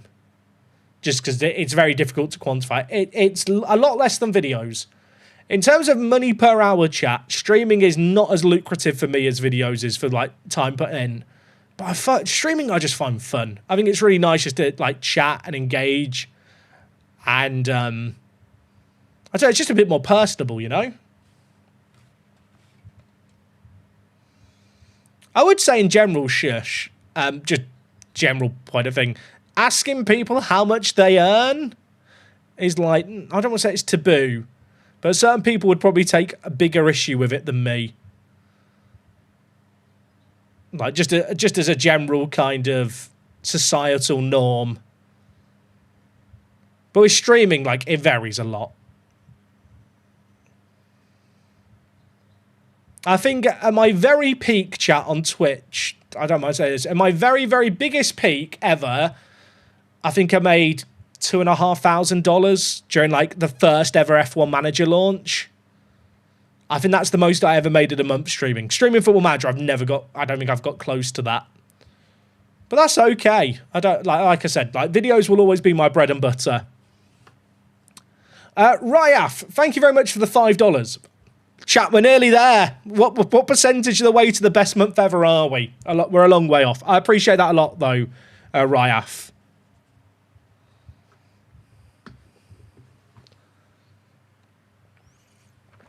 I mean, we've scored 2 since I made the tactical changes in 4 minutes, but that one, I'm not sure we can attribute. Chat, what was the possession before I made the changes? They are playing this narrower shape, so you should see our wingers get on the ball more. I think we are now having more possession, despite the fact we're playing that more direct style, like slightly higher tempo, and we're just getting to the wingers. I do FM full-time? I do indeed. I've been fortunate enough for this to be my job for 4.5 years now. Not quite 4.5 yet. End of July 2021 was when I first started doing this full time. Low possession football seems really solid this year. I'll be honest, I think both are viable. Like, this is a very possession-orientated system. It's probably not the highest possession in the world, but, like, I totally agree. You can make a low possession system that works. which I think is great. I'm sure eventually people will figure out what is optimal, but it definitely feels like this is the best FM in a while where I feel like, whilst there's probably a way of playing that will end up being optimal, at least in terms of approach play, everything feels semi-viable with the right shape.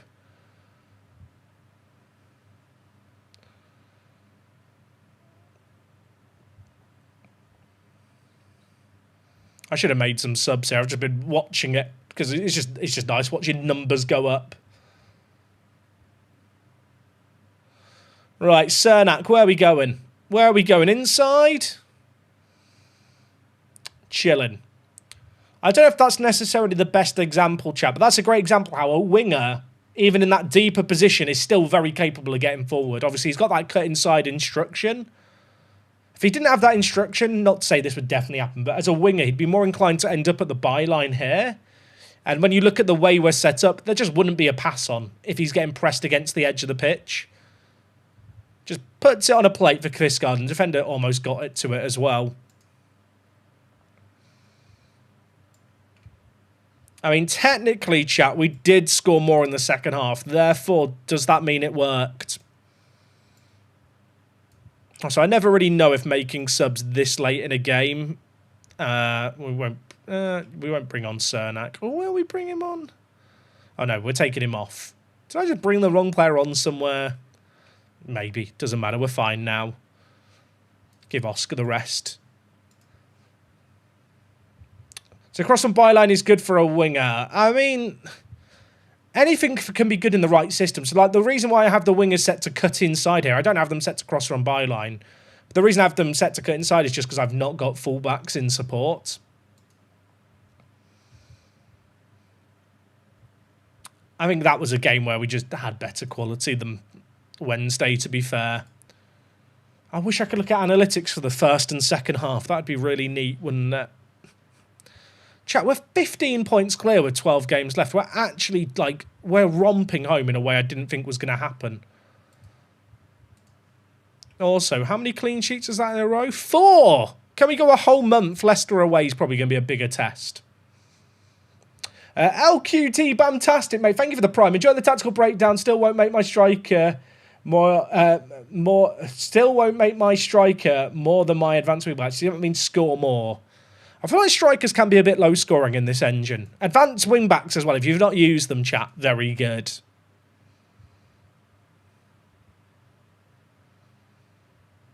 RIP the 3 people who predicted the draw. I respect like the ambition. A bruised thigh. He wanted to be subbed off of a bruised thigh. How can you instruct wingers to cut inside? Personal instructions. I talked about it a little bit earlier. Wingers is like a bad name for that role. Just call it wide man. That's literally the best way to think of it. Also, chat. The game says address injury, but there's no injury to address. Oh, okay, there we go. Didn't respond when I clicked on it to begin with. Hey, how's your experience been with selling players? I've had a lot of trouble selling players who are substitutes. I've brought some players to develop, but without being able to sell the substitutes. I've not found it too bad. This save game's a bit of an exception because I came in and all the new signings for Norwich in real life were the players I wanted to get rid of and couldn't. But generally speaking, I wouldn't say it's any different to previous years.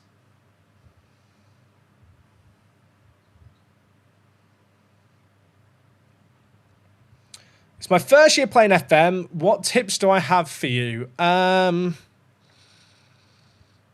This is going to sound really shit and philosophical. Don't be afraid of, like, failure. I actually think when you're first playing FM, there is no issue with save scumming and just kind of, especially if you're trying to figure out tactics, like in a controlled environment, playing the same game a few times and tweaking stuff till you win is actually, as long as you're not playing the same game, obviously, longer term, just trying to figure out how the game works. Well, just don't want to delay it again. I'll accept. I think it's fine. Like a lot of people, I think, go, oh my God, I've been sacked. What should I do? If you've got a save game from a month before you got sacked, load up that save game, try and learn from your mistakes and do better. Or just try something different and see what works. And there is no wrong or right way to play FM. And especially when you're new, don't feel like you have to do everything. Like the first thing I would tell a new player to do, to be honest, would be to go to your staff responsibilities go to delegation and just assign a load of stuff that you think, I can't be bothered doing that. Like scouting. If you can't be bothered doing scouting, delegate it. I have mine delegated for the most part. Media. The press conferences are fucking boring. These should all just be delegated now, so I don't have to worry about it. Confirm. There will always be people who in Football Manager think that, I don't know, they're like, oh, I'm an intellectual because I do everything. Like, it's a single player game, mate. Find the stuff you enjoy and do that. Is the mostly negative reviews warranted on Steam, or is it review bombed? I think I wouldn't describe it as review bombing, but I think for some people it's just become like a bandwagon to jump on. I think for me, I'm kind of in a world where I wouldn't give this game a good review on Steam. Like, I'd kind of give it a if that was an option. I think at its core, it misses some stuff that older FMs had, and that in itself is kind of just a bit of a shame. But if you're looking for a new tactical system, if you're fatigued with the previous game's match engine, I think the game's good. And if you've never played an FM before, I think a lot of the stuff that people are negatively reviewing the game for is probably stuff that you wouldn't even encounter or notice was missing. Like, if this was your first ever game of Football Manager, you'd probably just be so overwhelmed by everything that's already in the game and be like, holy fuck, this game's detailed. I don't need more. I definitely think the game deserves criticism. Like, it's buggy for a lot of people. It's unfinished in certain areas. But I do think if you strictly looked at the reviews and saw it's the 7th or 6th worst rated game in Steam history, it's not the worst. It's not the worst game ever made. It's a really good sports management game. It's just not a great Football Manager. And I think on other platforms, the reviews are probably more deservedly worse, because as far as I'm aware, the game is a lot more unstable and unfinished on console and on FM Touch. I think you probably have enough time, Minty. I think the youth intake will be the second half of March. We're only at the end of Feb now. I didn't realise how many games there were in February. I think a lot of I'll tell you what the issue with this game is, chat, for people who don't know. So they removed some core features for experienced players, which is always going to rub people up the wrong way. And some of them, I think, are like, I miffed they're missing. But I think the biggest issue with the game is they overhauled the UI and changed how it all looks whilst also releasing it buggy. I think if we'd got the same UI we were used to, but it was buggy, people would be more forgiving. And if the new UI was absolutely flawless and worked flawlessly and there wasn't too many clicks for certain things and there were no bugs, it'd also review better. But if you're someone who is used to the standard that FM24 set, not only are you going to have to deal with the friction of learning a new UI that is unintuitive in areas, but what does work okay is also just buggy and not great and needs refinement. And I think that as a combination can make the game feel very frustrating to play. Is it easier to grow a channel on streaming or YouTube Live? Neither's easy, shush. I'd stream on the platform that you prefer more. Or just multi-stream.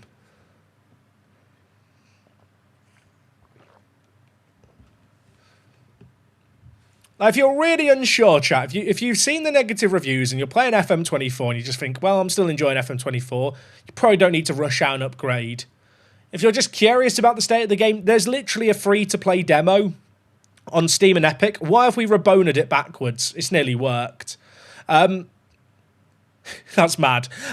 There is a free-to-play demo on Steam and on Epic Games. You can download that, play 6 months of the game, allows you to see how the game runs on your laptop or PC, allows you to see what's changed with the game and if it's stuff that you can look beyond. And I think, for all the criticism the game's got, and let's be honest, it shipped when it probably wasn't ready to have the beta tag removed, and there's definitely areas where they need to do better. The fact that there is at least like a free-to-play demo, so for people to try, I think is good. It'd be very easy if you were Football Manager just not to release the demo. Do you know what I mean? Just kind of, I don't know, add a, well, I was going to say a hoop to jump through, but that's not really the best way of describing it. But basically force people to buy before they try. But Yeah, I don't know. I don't think the game. Like, I enjoy the game. I can see its flaws. They don't ruin the game for me. I can understand how for some people they'd find them frustrating.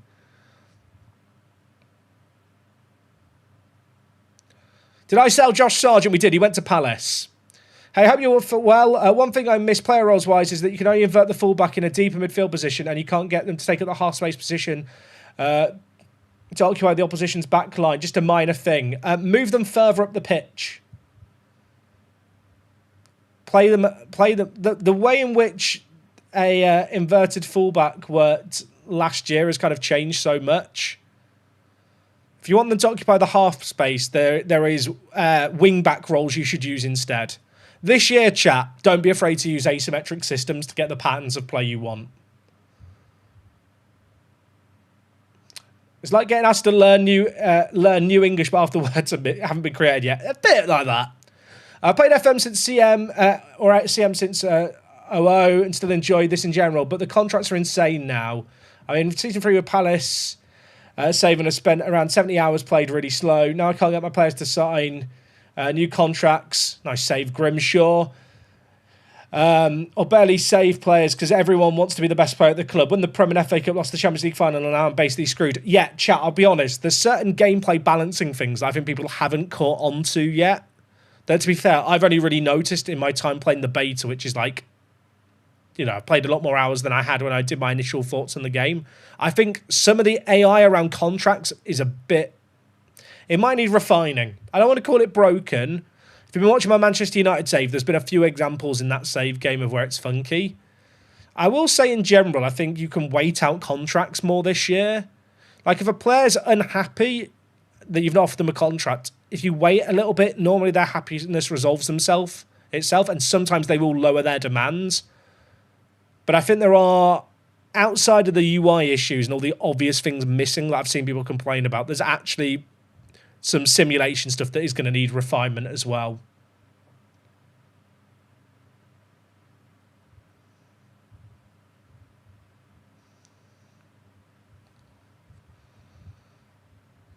Hi, all. Can anyone tell me what the different colours mean on the training schedule or where to find it? Chat.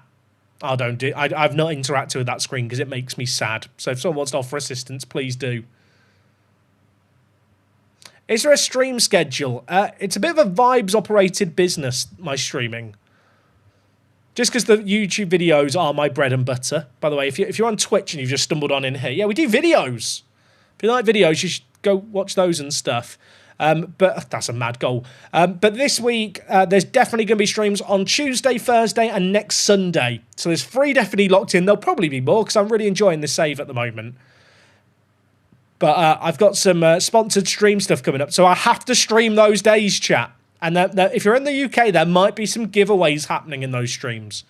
Not a Football Manager, but if you like edible stuff and you're in the UK and you like sweet things... You're going to want to be in the streams. What's the best striker role? I can't get my striker to score goals. It's not really such thing as the best striker role. Like, in general, centre forward is just good.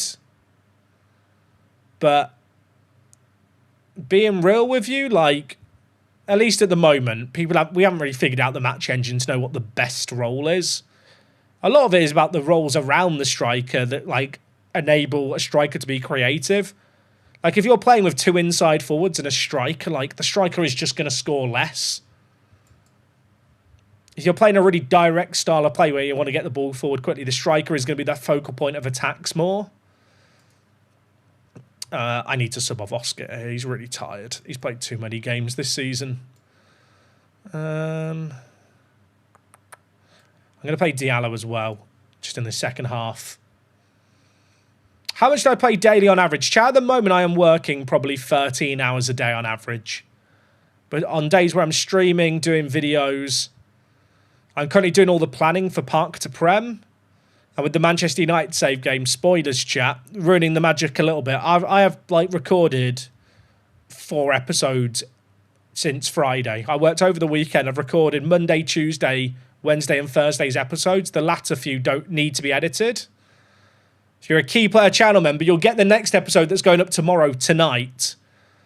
But that's annoying. They've scored so quick. But yeah, I probably work 13 hours a day at the moment. And a lot of that isn't playing Football Manager. Like, for people who don't know, I do all my own video editing. I do all my own graphic stuff.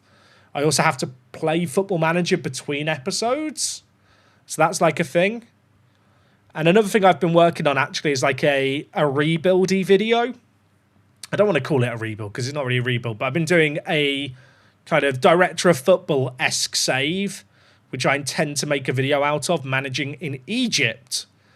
With a team that has a transfer embargo for the first 2.5 years of a save game, because I think they're a really interesting team. So that's almost a mad goal by Forsen.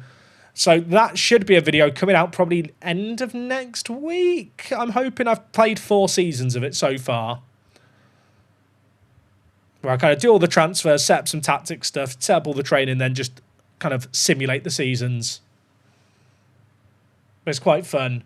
How good is Clem? He's not great, but I needed someone who could play as my centre mid on support and be the backup to Jacob Wright, because I didn't really have a good creative defensive mid. And he's played well since he joined. Forsen, all on his lonesome. Doesn't need anyone. Bogdan! Bogdan is just a strong name, innit? Like, I don't know. Bogdan sounds like he's going to be a big bloke. I mean, Bogdan Popov is a big bloke. Maybe I should call my first son Bogdan, then he'll be big. That's how it works, right? Wait, so Editing Jack is actually you. Facts. What made me do a 3-1-4-2? I wanted to play a 3 at the back without wing-backs. Because in past FMs, you couldn't play a 3-4-1-2 without wing-backs or full-backs. It just didn't work in game. Defensive wingers just didn't function like they needed to.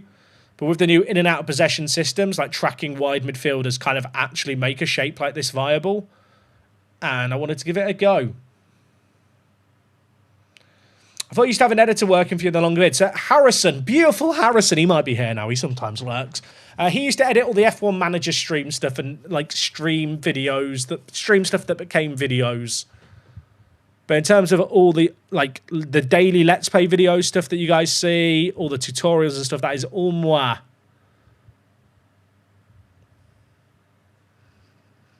Watch this go in. I'm ready for the long shot. I've seen it. Fatawoo! I'm a wizard. I saw the future chat. You know, That's So Raven. Remember that TV show? She'd look at the camera and go, that's what happened. I just saw it. I had a vision. I had a vision. I don't know what the zoom in was. I need to zoom in on my eye, but we don't have that technology. I'm sorry. So instead, I'll just have a seizure while my face is in frame. It's 3-2. Look at the stats. They've had way more shots well, I say way more shots. They've had the same number of shots as us, but look at the XG difference. Just our kind of regrouping system, loads of men behind the ball, has made it difficult for them to break us down. Okay, Chris Garden's got an injury. Popov should probably stay on, mind you, because he did get a goal. Diallo I subbed on, and I'm looking at it and going, maybe you should come off. Let's bring in Gibbs at centre mid. I'll save a sub. There's only 5 minutes left.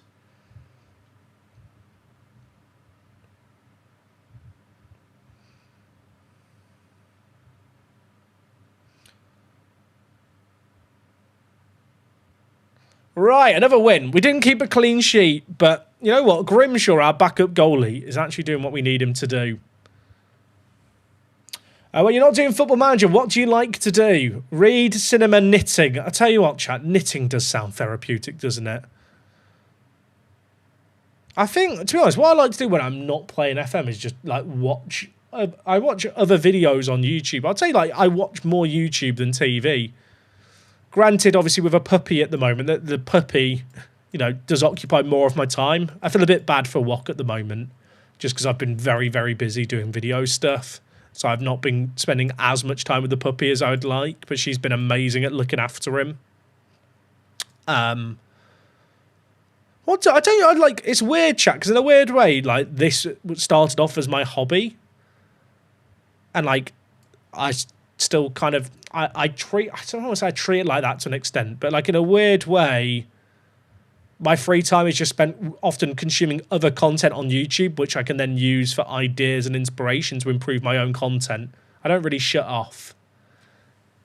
Dormissa, thank you for the 3 months. Have a sub, Mr. Streamer. That's very kind of you. And Ryaf, thank you for gifting us up to Big Man on Campus. Chuck, I hope your stream was good. I'm so sorry if you're here that I didn't kind of follow up by popping in your chat when I raided you on Friday night. It was 2 a.m. for me, so I hope you can forgive me for going to bed. Do I follow/watch real matches? Yeah, okay. Yeah, chat. I watch a lot of sport as well. I guess watching sport is a big thing. Massive ice hockey fan, for those of you that don't know. I'm a Leafs fan, so I enjoy the sport for 9 months a year, and then there's a couple of months where we don't like it anymore. Watch football, and then F1 is the big one. Guys, Torch, you've asked that question repeatedly. I've not answered it. I'll be honest about it. I don't really have an opinion on it. But in general with the streams, anything that's a charged subject, I'm probably not going to touch with a barge pole. And I'd like to think it's kind of obvious, chat. Just general thing. If you're ever watching a stream and you're spamming a question that obviously is charged and the stream is ignoring it, you spamming the question repeatedly isn't going to make them answer it. It just kind of makes you look like you're wanting to kind of steer the chat a certain way. We're all here to enjoy and play Football Manager, last time I checked. I'm not a political streamer. I'm not someone who talks about current affairs in the world. Like I said, I don't really have any thoughts on it. I'm not... If you're following me and watching my stream to have my opinion on the history of the Arab-Israeli conflict and how it relates to the current climate and the current world, like... You're watching the wrong stream, and I'm sorry. There's a bloke who shocks his puppy as opposed to holding his puppy, who you might like to watch. And can I say, shout out to everyone else in the chat who had the awareness to go, that's a fucking stupid question, I'm just going to ignore it. Dub chat for self-awareness.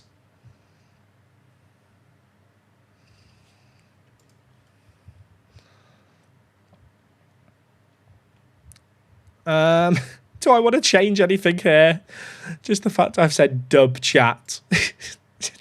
Using the word dub unironically.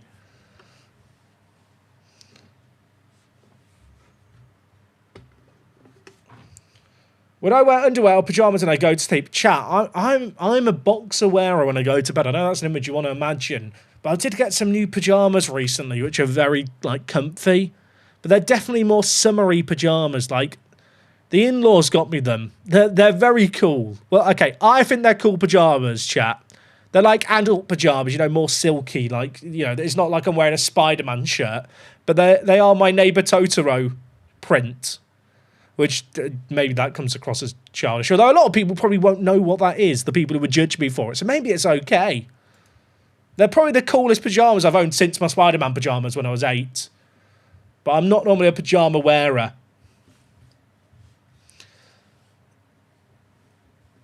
Have I ever tried golf? Yes. So when I was very little, like 8 or 9, I won a putting competition at like a school fair, and I got a free round of golf. Like it was like the juniors course, obviously, because I was 9 years old. And I really enjoyed it. And I did actually play it for a short while. Like I never had proper lessons or anything. But then through my teen years, I lived in rural Lincolnshire, chat. And if you're not familiar with Lincolnshire, it's a flat county in England where there's fuck all to do if you're a kid. But there was a golf course with a driving range. And I was never that bothered about playing kind of golf, I say in the strictest sense. I just like to smash balls on the driving range and just kind of stand there, get some frustrations out and just vibe with a few of the homies. You know, you stick in a quid, get 100 balls. That occupies you for an hour. Maybe it wasn't 100 balls, now that I think about it. However many it was.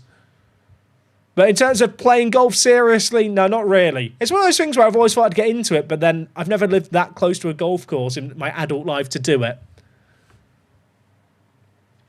Do I have all the leagues on so you can sign players from any leagues? No, Charlie. You don't need to have all the leagues active, chat, to have lots of players active. You can actually use the custom database size setting and then load players from nations or continents that you've not otherwise got active.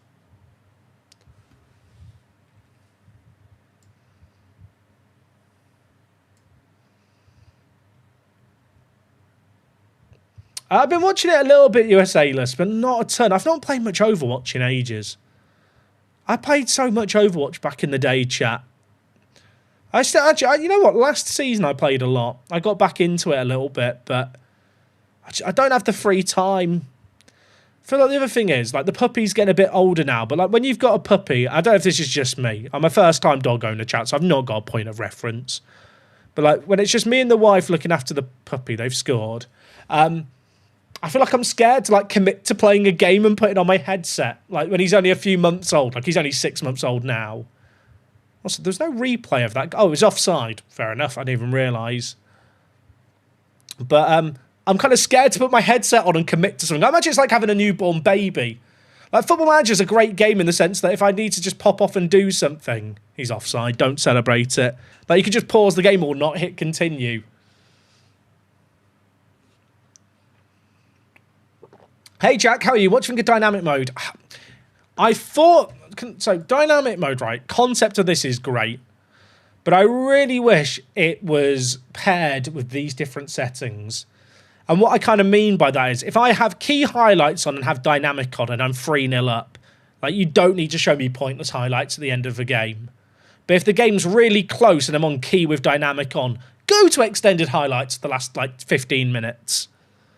Like, raise the stakes that way. Equally, if I'm on extended highlights and have dynamic on, if I'm 3-0 up, end of the game, just put it on key highlights for me. If it's tied at the end of the game, go to comprehensive. In its current form, it's a bit too long in a lot of instances, and I kind of was hoping it'd add more granularity to how you can consume FM games. So, that's kind of where I'm at. Any knowledge when the update's going to console? For some reason, I feel like I saw Football Manager say there was an update coming next week, but I genuinely can't remember if that was for console or PC or what I saw. I feel like it was said console coming next week or maybe coming soon. There'll definitely be an update coming.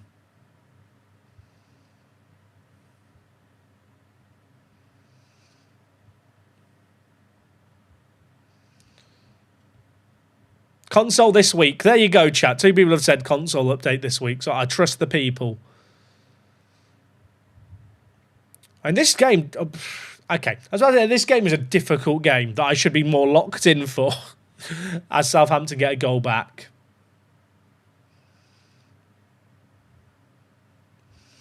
Any ideas when a reliable lower league database will drop? There was a database that dropped today that's down to tier 8, which might be a candidate. Whenever there's like a big database added, I almost like to wait like a week just to make sure if there's any bugs that like early adopters find, like they are fixed before I start playing. Because when you're doing like a massive lower league database, there are often little issues that you just miss. Like it's just part of the course. But there is one emerging. I think Park to Prem chat. Don't say it too loudly. It might be starting not this coming week, but the week after.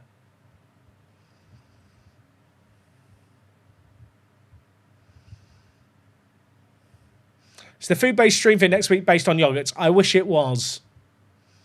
And yeah, Lazy You, the save is going well. Welcome to the stream. Shout out to all the first-time chatters, by the way. I do see you guys. There's loads of people tuning in for the first time. Don't know if you've just tuned in because you like Football Manager. Let's see how bad that game is. Nice goal, Bungard. Or maybe you just, it's a new Football Manager. You're playing it for the first time. You just want to figure out... I was not going to say how to play the game because this isn't really a good place for that. But, you're just looking for a place to vibe while you play the game yourself, perhaps. If you are one of those people, welcome on in it. Even if you don't say hello in the chat and you've just got me waffling in the background. I do appreciate you guys a lot.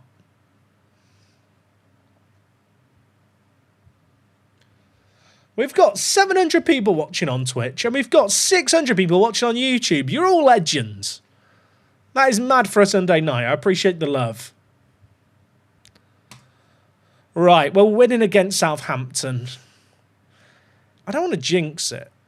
Wait, chat, have I got out the match here? Fuck off.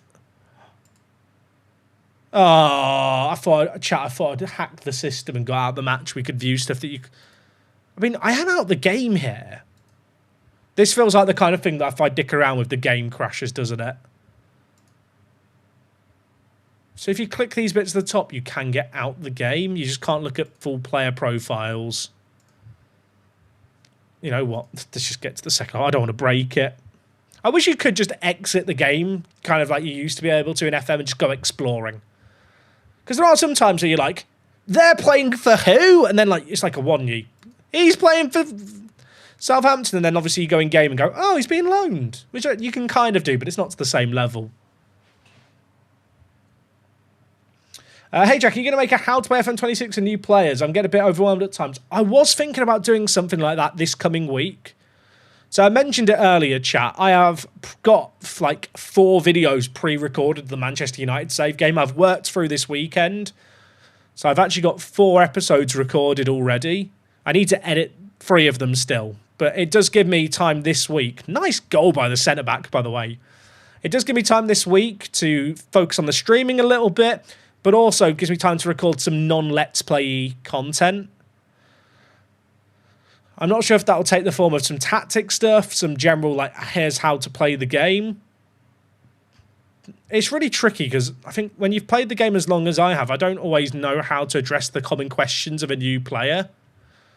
The idea I've pitched with Wok, who for people who don't know, it's my wife, for years is, we should do a series where she plays the game, which I know Dr. Benji back in the day did, you know, girlfriend versus FM. I wouldn't call this wife versus FM, but I almost want to watch her play and then explain to her how to play the game. But I do think that would probably not be a great guide, because it would go off the rails very quickly. And also, it would probably end up with us just bickering and not being very informative.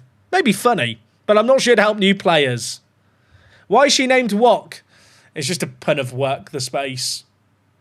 She's Wok the space. If you want to find my wife, chat, Wok the space on X. She sometimes pops up in the chat. If you like dogs, it's Woof the space on TikTok. Please don't ask. It's a brand at this point. We're giving away a penalty right as I start to relax, thinking we're 2 goals up. L Ventures, thank you for the Prime. 2 months. Appreciate you a lot. Thank you for the support. I will say, it's a self-given title, Wok the Space, because it started out with her just posting on social media the food that she was feeding me. I'll tell you what, Grimshaw nearly got to that.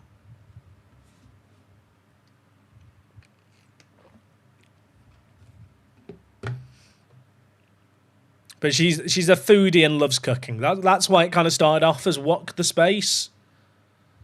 There are slightly weirder undertones when people have now realised and learned that she's from Asia. And, like, is it questionable to call her Wok? I don't think so. Some people might feel funny about it. But she gave herself the title. It's not on me. I don't know what the alternative to Wok would have been. Really, that sounds like work and is related to cooking. Like, Wok the Space was just the obvious one, wasn't it?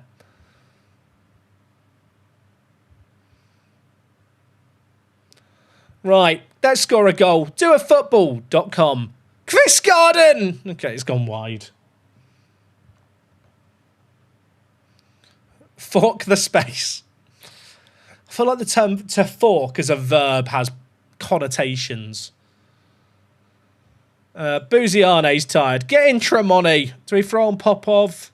Chris Garden's coming back from injury. Do I still own the website? I think I do. Chat, just doafootball.com. Link to my doafootball.com. Yeah, it goes to my YouTube channel. For people who don't know, Lelujo likes to say the phrase do a football. So when we were doing a network game a few years ago, he shouts do a football when he's playing Football Manager all the time. He started doing night streams, I would start saying .com. Originally, rather than link to my YouTube channel, it used to direct to pre-purchasing FM25 using my discount link. I'll be honest, didn't age well, did it? That, by the way, is a crazy win. Chat, there's no jeopardy here, and I'm really sorry. I thought we could have a spicy end to the season, but we're just not fucking it up. It's great.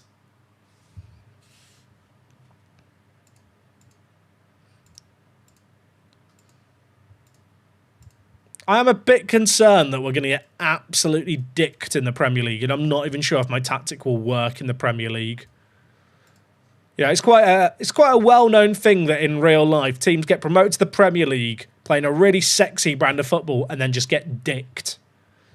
I feel like we've got to be a Sunderland, you know. We've got to adapt and overcome and maybe change how we play. Like, I love Mbakazi as my ball-playing centre-back. Can I really play this man as my starting centre-back in the Premier League?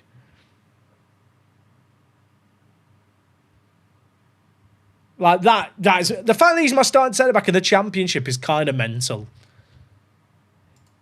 I mean, he's not bad, but he's literally around because he's got 16 passing and 16 vision. I can't do a Russell Martin with Southampton, can I? I can't.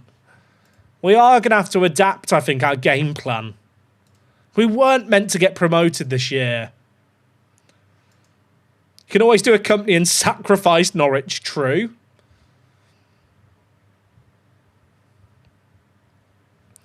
Is anyone a Premier League starter? I was going to say Buziane might be one of my better players. Who is up? I guess Kvistgarden. I think Kvistgarden... Is he Premier League quality? Oh, God, the chair. My chair's not locked in. I leant back and it clicked. I feel like Kvistgarden's not bad. But he is my best player. The other issue is I don't really want to do loans. The reason I don't want to do loans is I've got such a young squad. I want them all getting game time. I think we're in danger.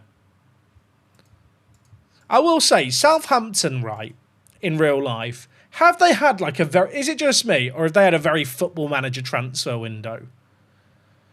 Like, if I go to Sunderland here really quick, we'll go vibe for this page. If we go and look at their squad, Mukiele, super Football Manager transfer. Reinildo, super Football Manager transfer. Brian Brobby, massive Football Manager. Like, these are the players you sign as a newly promoted team in Football Manager. Like Mukiele, peak player you get. You know, playing outside of England in a top division team as a backup. Bring him in. Adingra, maybe less of a Football Manager one. Like, get Ruder, that's definitely not how you say his name. Another, like, just football. These are so Football Manager. Do you know what I mean? Like, it's such a Football Manager transfer window. It's kind of funny. Like, Xhaka, yeah, you're getting in the old man, give him some Premier League money.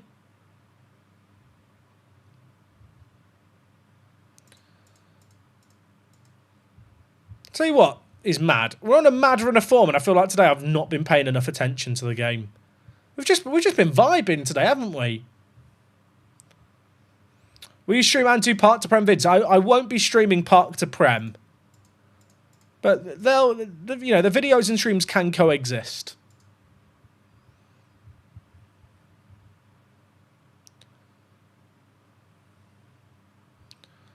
How's the Sergeant doing? Is he playing yet? Chat, they've just not used him. Should we just buy him back when we're promoted? We sold him to them for 18 million. We'll just buy him back for 10.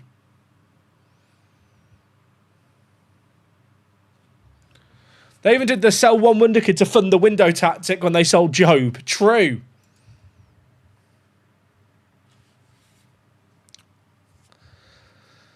I think the tricky thing I'm going to have is if we go up, a load of the young players I bought with the mindset of we'll have 2 years in the Championship, it's probably going to be in my interest to sell.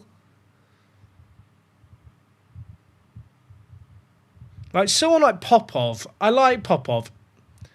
Is he ever going to be good enough for like Premier League regular football? I mean, maybe. But if I can sell him for, like, his value would hopefully go up if we get promoted. If I could sell him for 20 million, it'd probably be stupid not to sell him. Especially because we bought him in for 4.5 million. Like, there's probably going to be players that I brought in thinking they're going to be long-term players that I'm just going to end up flipping.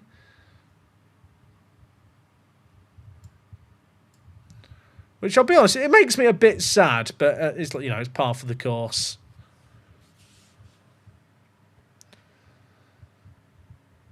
And the issue is, like, some of these players I could loan out, but I'm not even sure if they're ever going to be, like, they're ever going to catch up to the level the team is at. And if I don't sell them while they're hot, like a lot of these players, probably their values are going to peak at the end of this year. Nearly promoted to the Premier League, played loads of football in the Championship, high perceived value. I might end up selling players that I wouldn't normally sell. Should I deselect the public beta version, or does it not matter? It doesn't matter. The public beta version, Wardy, is the same as the regular release right now. And on top of that, if there is future updates, I feel like there's a half-decent chance they release via that public beta branch first on Steam. I'm still opted into it.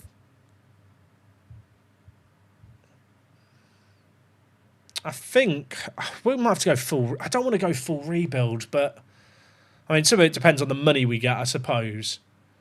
In a weird way, it might be nice to get relegated if the board would, like, not sack me if I was relegated. Do you know what I mean? Like, rather than burn it all down. Like, in real life, Norwich probably wouldn't burn it all down if they got promoted against the odds. I mean, they are the yo-yo team of choice. Bungard has to finish that, by the way. Nice football up until that point. Like, maybe I would just kind of suck it up a little bit for a year. The FM Assist Twitter account said any future updates will get pushed to both the beta and non-beta selections. There you go. Who's my favourite? The Streets Will Never Forget footballer. Ali Sissoko. Does he count? I feel like he counts, but not for the same reason as many other footballers are on that list. It's a different corner of the streets that remember Ali Sissoko's arc at Liverpool.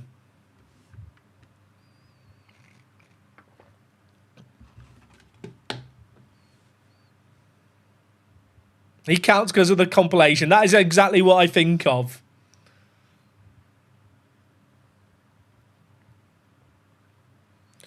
The streets remember Freddie Adu. Let's be real. The streets don't remember Freddie Adu. He never made it onto the streets. He was stood on the sidewalk for his entire career. Lovely bloke. He was never on the streets. Can I be real with you, chat? Outside of his MLS debut, I've never seen Freddie Adu play football on like a video. Like, he never got a compilation. I'm sure he did. But I've never seen it. You never see someone go, here's a Freddie Adu compilation. He never did it on the streets. He was stood on the sidewalk for his whole career, and then he went up to Scandinavia and retired.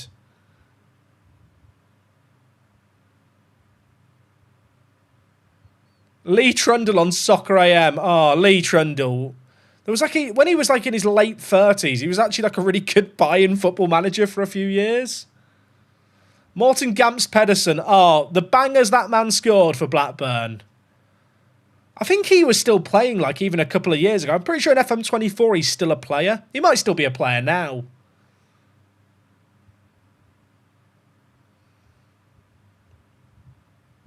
How have we not scored in this game, by the way? He played till 42, but he has now retired. One of the GOATs, you know. You can't argue with it. Right, let's bring in Tremonti. Bungard's had a stinker this game. I'm bringing in Popov. Because Popov did score not that long ago. And also, Oscar, I've been given a bit of a break to. We'll bring him back in. Grant Holt. I have a great story about Grant Holt. I went to watch... When Norwich had their season in the Championship... my dad's a Norwich fan, for context here. Oh, what a goal. It's an own goal, but it counts. My dad's a massive Norwich fan. That half my family is from East Anglia. My mum's half's from the Northwest. Went to watch Carlisle v Norwich away in League One. So I feel like actually in some ways, like I'm allowed to have a bit of an affinity to Norwich for slumming it out with away days like Carlisle away. But if you don't know, Grant Holt is from that part of the world. And we were driving away from Carlisle back south. And we're like stuck in some traffic by a roundabout. And in the middle of the dual carriageway is Grant Holt walking with all his kit. So my dad winds down the windows like, Grant, do you need a lift? Don't know why. I guess you shoot your shot, don't you? Because why would Grant Holt not be on the team bus heading back to Norwich? Anyway, it transpired that he was getting a lift from his mates. And actually it was the people in the car behind us. But I was this far away from giving Grant Holt a lift all the way back to Norwich. I think my dad would have done it as well. If somehow Grant Holt had been left in Carlisle, my dad definitely would have just given him the lift the whole way back. Even though we don't live in Norwich, we would have taken the 2.5-hour detour to make sure he gets home. Wikipedia says Trundle is still playing at 49. He better be in the Football Manager database then. That nearly went in. Does he just did that look like it hit the crossbar rather than it was saved? Your dad must have a big car. I mean, to be fair, he had 4 kids, so it was a people carrier.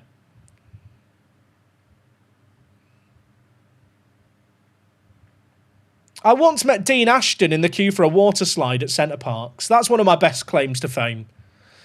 And it's bizarre that I know this. It was an international break the season that Leicester won the Premier League. That I was at Centre Parks.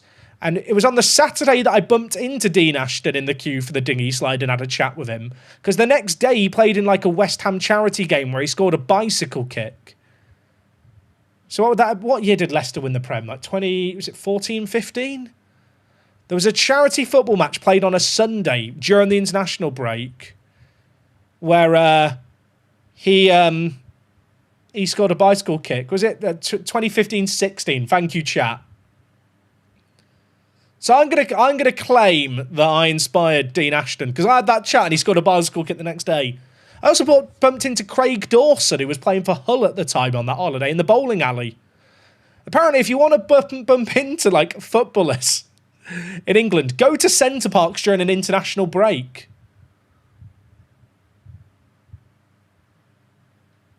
That sounds like some really pro stalking advice, doesn't it? When am I going to do a 24-hour stream? Probably never. I should probably make some changes there. Match settings, broadcast, key, 1.25, 40, show replays, bosh.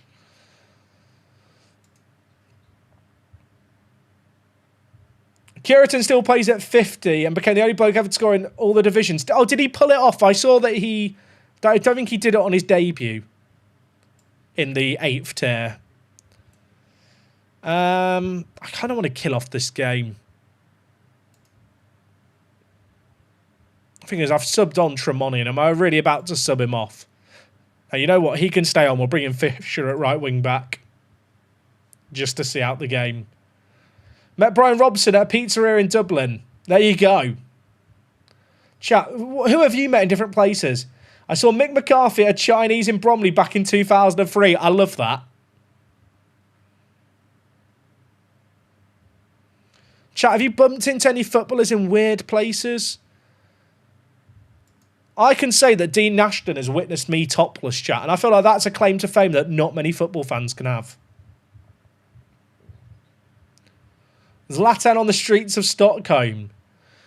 I guess Zlatan's an exception, but in my head, like, your average... Maybe I'm wrong. I feel like your average top-flight footballer in many countries could probably just get away with walking around on the street and not being recognised. Maybe I'm showing my English bias, because I feel like in England, like, most Premier League footballers probably can't just go out without being spotted, whereas in my mind, if you played for Bromma and we're playing in the top division of Sweden, you could probably go out on the street and people don't know who you are. I saw Juan Mata at a work conference in Australia. Oh, he was on tour then. Met Paul Lambert in Norwich whilst doing pub golf in the full attire. I love that. Bumped into Darren Bent at my local Sainsbury's. Steve Bull at a cricket match. I saw Ched Evans at Peppa Pig World. Christ. Saw Liam Bailey at Screwfix. What was he buying? Leon Bailey strikes me as the kind of man who does his own DIY, but he kind of follows YouTube guides to do it. That's far too precise, isn't it? I think I'm projecting there.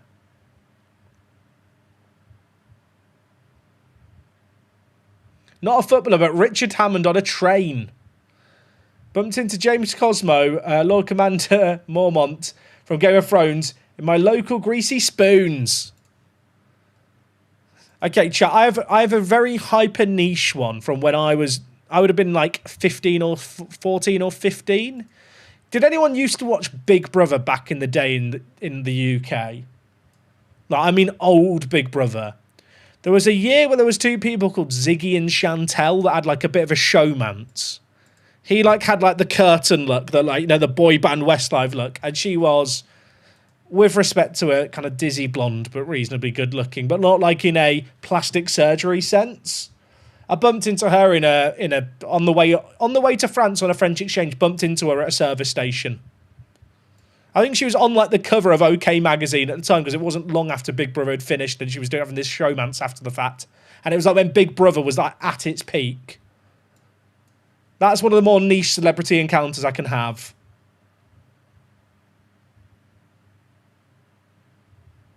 Saw Steve Bruce on a Ryanair flight back from Ibiza. I can imagine Steve Bruce in Ibiza too.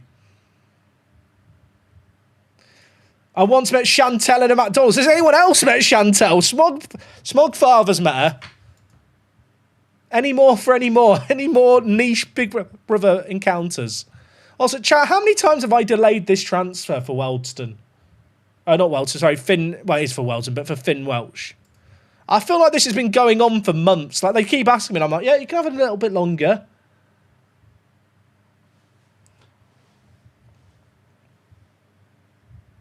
Finn Welsh is there going, like, Gaff, can I take the job?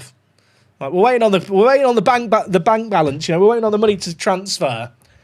Sam Ward, dude, thank you for becoming a YouTube channel member. I appreciate that a lot.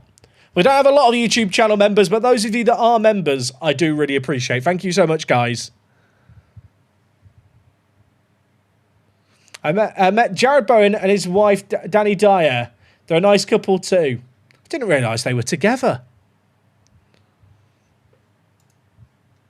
That was awful humour. I'll apologise.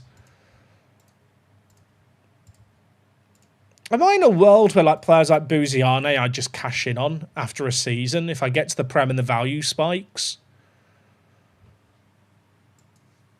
Chat, what do we do? We are now 18 points in the playoffs with like 9 games left. We're actually just chilling. This feels weird. This was not meant to happen. We're just having a lovely time.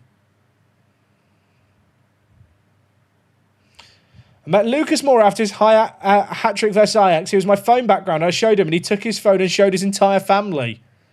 Are we sure you didn't accidentally like show, you know, you accidentally flash some messages that embarrass? He's like, look at these.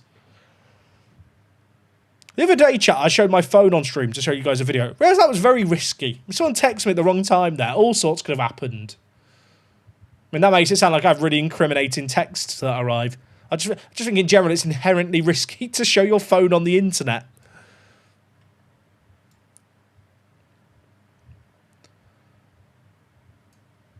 I might start playing all the kids soon, just for development. It was, to be fair, that hat-trick. How quick was that hat-trick by Mora? And how late in the game as well. It was a mad one. That might be like, with respect to Spurs fans, I don't mean this as a dig. I know sometimes Spurs fans get digs. Genuinely, that must be one of the peak Spurs moments in like the last 2-3 decades. That Ajax semi-final.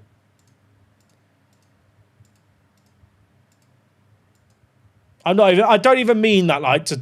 I feel like some people might view that as me talking about Spurs. I think if you're a Spurs fan, you probably recognise that's a mad moment. Some people I feel like some people are tetchy on the internet. Even if you're being nice, they just assume you're being a prick. So I want to get ahead of it. Do you know what I mean? And yeah, obviously Liverpool-Barca happened the same night as well. Not the same night. It was the same game week, right? The comeback. I still remember that first leg against Barcelona. Like right at the end of the game, when Barcelona were obviously hammering Liverpool, they missed a chance. I think I tweeted out about it. You might be able to find the tweet. I don't know who it was who missed the chance, but I can't have tweeted about whoever it was very much. But 3-0, Barca missed like a really good chance, and I think I tweeted something like that miss could be bad. Was it a Dembele sitter? Let me see if I can find the tweet, chat. I feel like, you know, if I'd been a more significant person on the internet back then, probably would have gone more viral. I don't know if I'm going to be able to find it, because I don't even know if I mentioned Dembele by name. I wouldn't know what to search. I searched Dembele. Only tweet that's come up from 2016 is Dembele, you dickhead. There's got to be another. Maybe if I search Barcelona. Dembele, you dickhead is one of the top results, just with no context. May 2nd, 2016. Chat, what happened on May 2nd, 2016 at 8:46 that I would have tweeted out Dembele, you dickhead? We need an investigation. I'll search Barcelona and see if I can find it.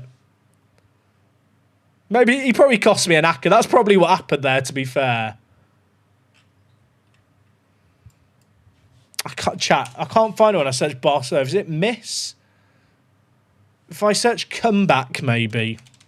Because I'm pretty sure I tweeted something like that gives Liverpool a chance of a comeback. The issue is, obviously, when you've been a content creator like I have on the internet, you tweet a lot about comebacks, it turns out.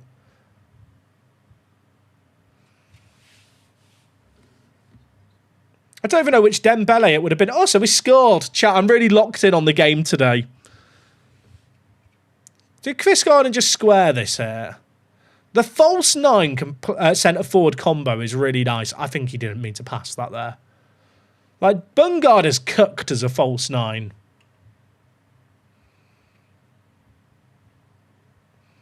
When I search comeback, it's just loads and loads of stuff about the Leafs. I can't find it.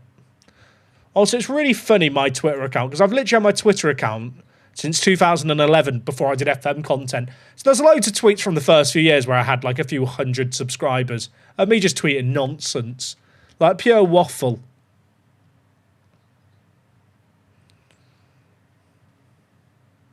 Dembele, Chelsea v Spurs when Leicester won the league. Is that what my tweet would have been in relation to on the 2nd of May?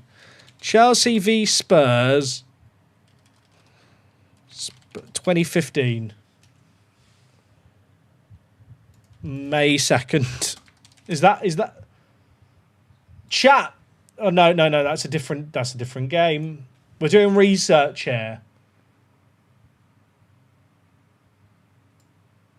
Chelsea rallied from 2 goals down. Oh, was that the day of that game? Oh, chat, it was. No.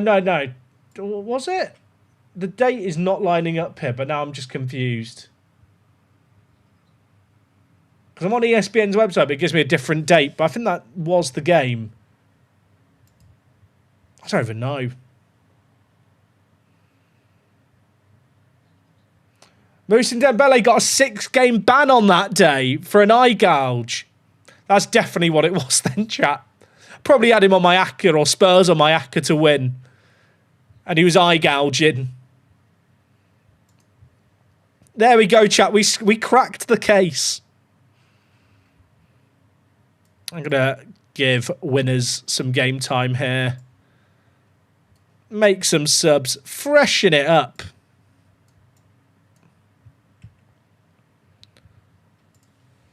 I'm probably getting complacent. It's only 1-0.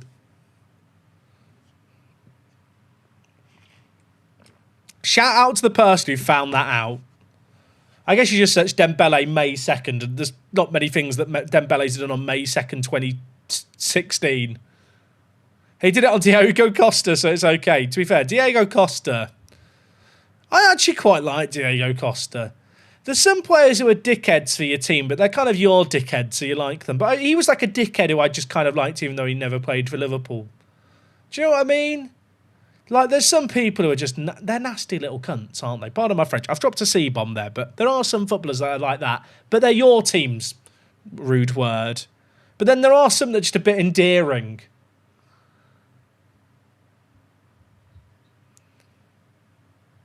Who are the universal bad boys that people like? I'd throw Diego Costa in that bracket. Luis Suarez, definitely not. Oh, okay, we're chilling. Definitely not Joey Barton. No, I wouldn't put Joey Barton in there. Robbie Savage. You know what? Robbie Savage. I would say Sergio Ramos if I wasn't a Liverpool fan. I'll remember. I won't forget. El Hadj Diouf. Roy Keane, Gattuso. Gattuso's a shout. Balotelli is... It's difficult to hate Balotelli. Do you know what I mean? Like, no denying, immature at times. Bit of a knob. But, like... He wasn't, like, universally hated, I don't think.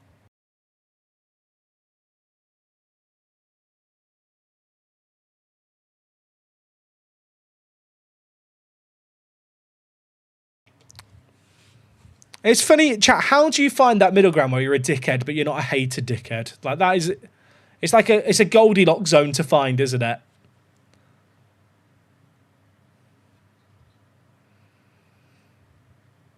Someone's written Bruno Fernandes. They are definitely a United fan if they think that I can look at Bruno and go, he's their dickhead.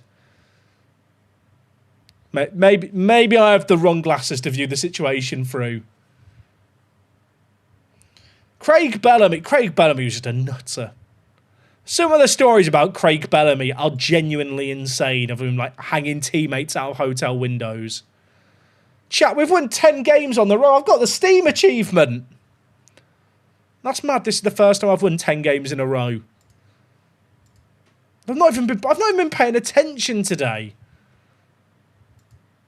Sometimes you lock in Football Manager and do bad, and then sometimes you just, you know, just chilling. When's the next game? Oh, we got a week. Look at us. Who would have thought? 2 in a row. Sorry, 10 in a row. That's 2 haircuts. True. Hello, what do you think of FM26? I think FM26 is the greatest Football Manager ever to release. I love it. And I think anyone who complains about the game is just a massive baby. Don't clip out of context, chat. Don't do it. Don't do it. Don't post that on Reddit. Don't post that. Thing is, actually, chat, post it on Reddit. I want to read the comments and laugh. Intake. Intake. We want magic in this intake, don't we? We want magic. We were promised good stuff.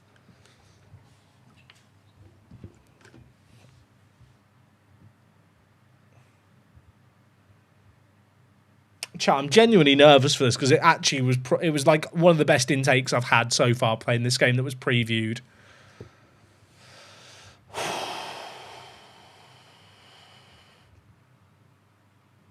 Boom. One elite prospect. I've been scammed.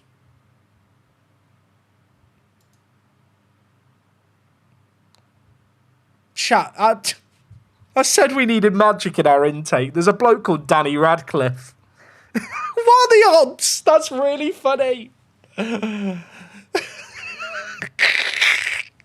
We got magic. We got a wizard.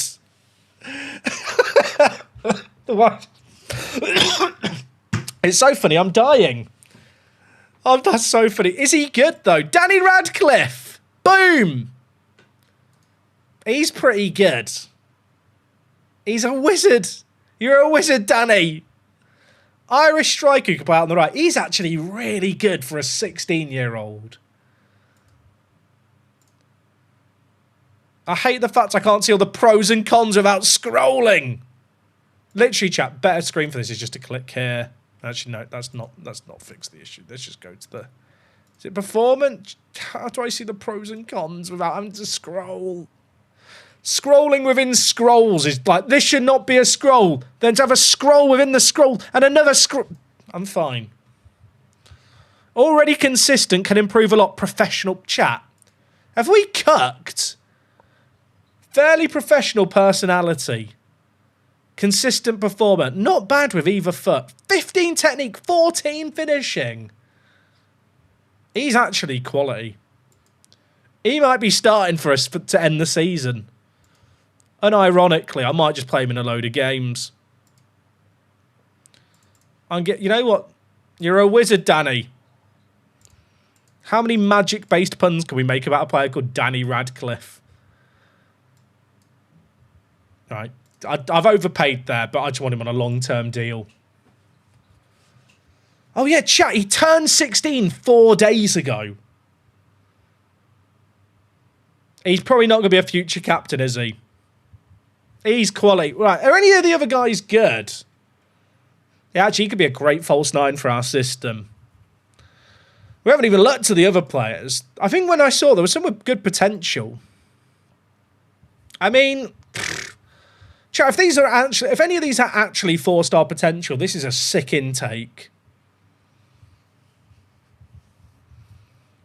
This could be potentially a great intake. Got a few 1.5-star players. Lathan Hammond.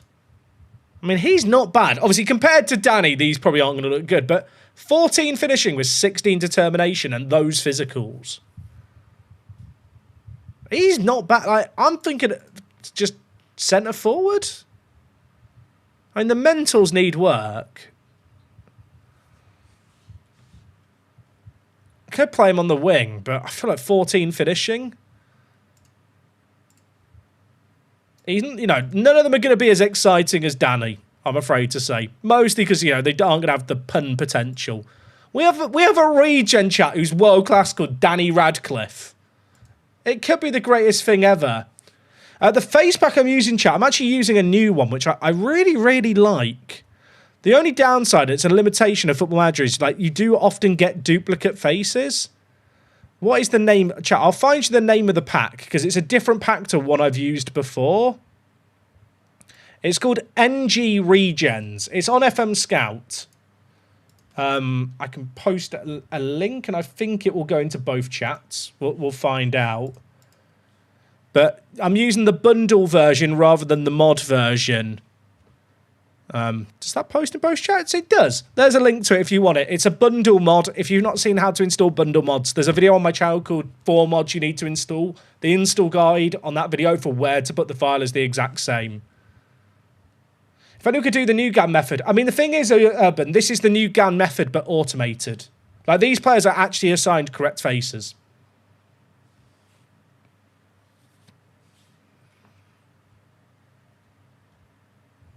Right, so we've looked at Hammond. Who else have we got here? Nathan Thomas Jones. That is the most Welsh name ever, isn't it? Thomas Jones. Like, I mean, he's not bad either. They're all very... Chat, why are they all right midfielders that can play at striker? He's pretty good. No, don't make him a free agent. Like, 13 technique, 11 passing. Vision's a bit low. Physicals are kind of not amazing. But really good potential. Professional personality again. Not bad. If his potential's good. Like in our team, 4-star potential is actually probably going to be pretty high. Because we have got such a young team.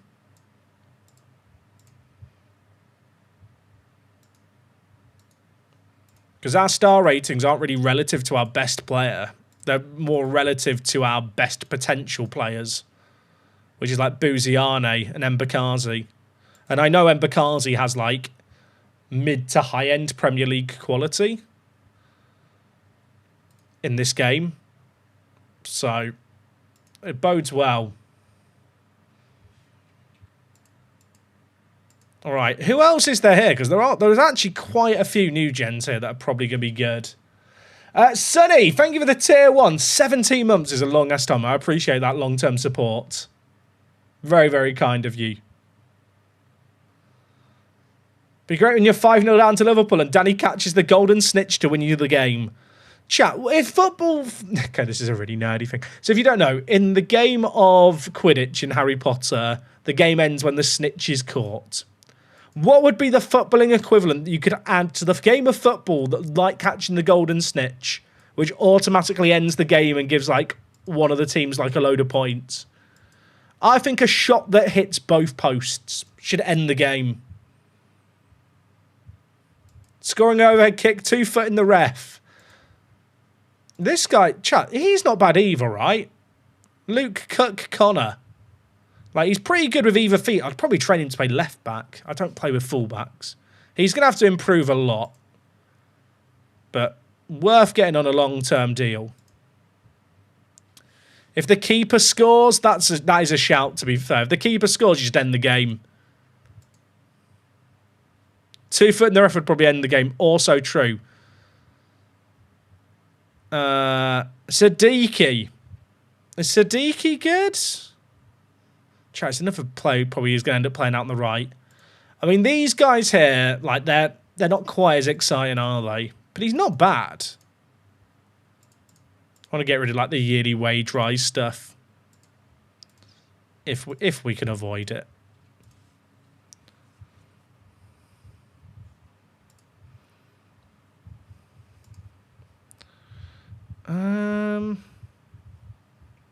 Okay, so that's all the 1.5 star ability players, but there's a load of other players with 4-star potential here. Coulter? Oh, I love that aggression and bravery. He can't defend, which is probably problematic as a right back, but we'll sign him up.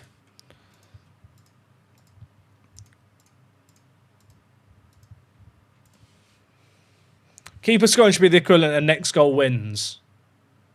How about, chat, at the end of a football game, last, 30 minutes... no, 30 minutes. This guy's actually pretty good too. Good technique. Shame he's got low determination. The stuff this guy is good at, he's really good at. The stuff this guy's bad at, he is really bad at. It's kind of funny. I don't think I've ever seen a player with so many attributes below a 5, but then so many that are like 13s, 14s, and 12s. But yeah, last 30 seconds of a game, I reckon, chuck on 5 balls onto the pitch at once. And if you score with any of them, they're just worth a goal. What would be the meta? Is the optimal way if you have multi-ball? Is it just if you're winning 1-0 just to stick everyone on defend? That guy's very min-maxed. That's a great way of describing it, chat. Spencer Taffy. I mean, he's not awful. 4-star potential on someone like this. Also, very satisfying birthday. 1-1-10. Chat, 16-year-olds are born in 2010. 16-year-olds are born in 2010 this year. Well, this coming year isn't the football.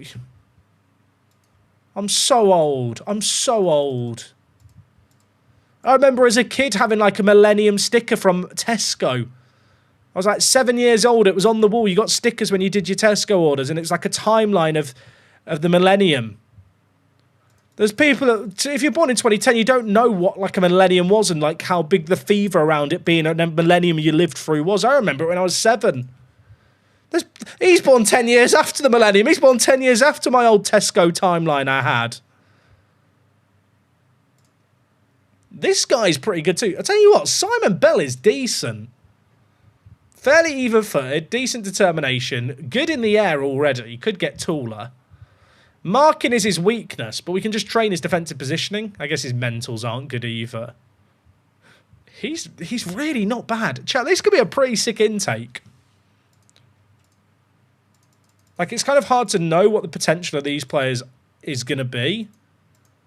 Also, just in general, especially when you get a fresh intake through. It was certainly the case in FM24. I don't know about this year. Very often, like, the projections for potential were just not correct for a lot of players. The guy born in 2010, chat, was 10 years old during COVID. Nah, stop, chat, stop. Spencer Taff was 10 years... Well, he would have been 10 when it started in China, I guess, but... No, because it was 2019 when it started. Chat, he was 10 during COVID! Stop! Look at him now. He's grown up so fast. Chat, put me back in my... I don't know, put me back in my time machine. Because apparently I've gone forward in time. Take me back. The worst thing is there's probably people in the stream going, Jack, I was born in 2011. Stop!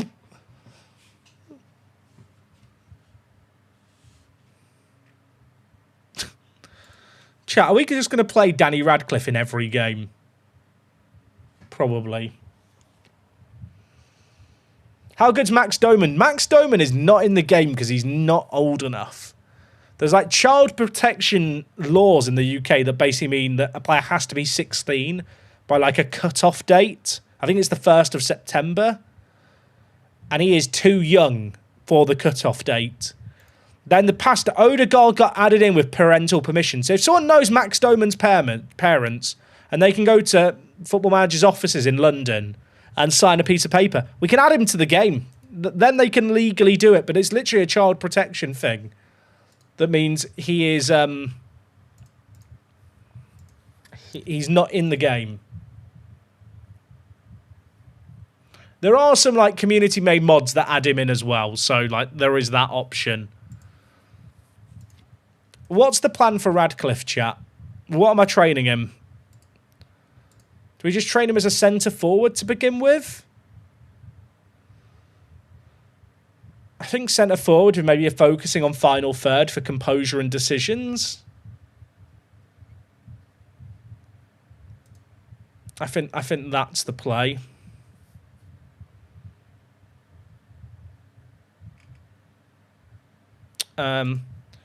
The other thing is we don't really know yet, but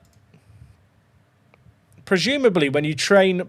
Chat, why can't I select his out of possession formation thing here to compare? That's weird. Maybe it's because I've just promoted him between teams. If I go continue once... train him in defense against the dark arts. God, chat, how many jokes are you guys all going to make around hit this man? I'm prepared for many. Out of possession, like, splitting outlet forward might be the meta for training strikers. Because it improves their pace, it improves their mentals in all the attacking stuff, and it helps with their first touch. Like, centre forward, like, because extra training on quickness, I think, is always going to be useful. I have a feeling, I don't know, because to be fair, we don't know how much out possession role training has an effect. I imagine it's less of an effect than the centre forward one. And also, this doesn't train them in a position, it just trains them in the role. But if I put splitting outlet centre, it was splitting outlet centre forward, right? Not centre outlet.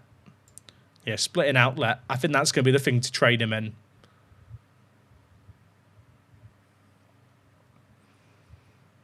I can't believe, chat, I was like, we need magic in our youth intake, and then a bloke called Danny Radcliffe appeared. It might be the greatest thing that's ever happened. Also, Welch's move is still delayed. Chat, it's been going on for like 2 months at this point. What's minus 85 for PA Jack? 140 to 170.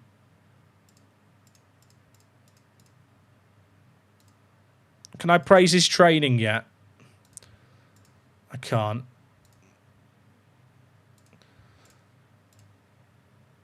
I'll tell you what, Bungard is cooking. What a bloke.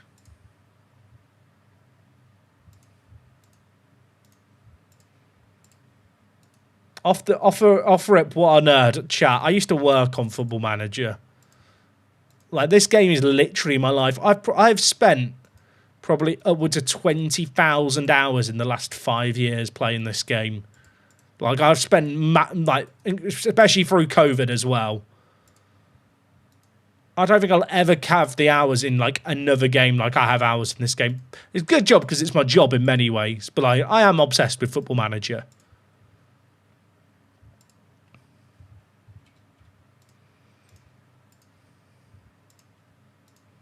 I feel like that's kind of self-evident if you watch the channel.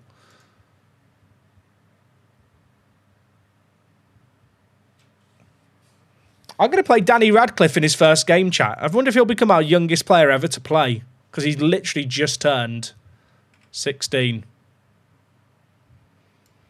Get him in the team.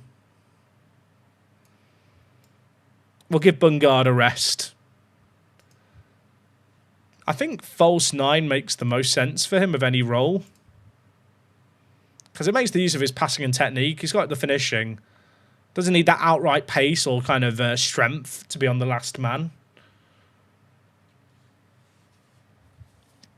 Wait, you play Football Manager? I know, chat. Revelation, I'll play Football Manager. Haven't played since the latest patch, much of an improvement. Yeah, the UI is way snappier with the right settings on. What is Charlton's shape? going to be probably going to be a one strike, which is fine. Right. Chat, will he score? Will he score? Jack, when is bedtime on a school night? Oh, chat, how have we played for 3 hours already?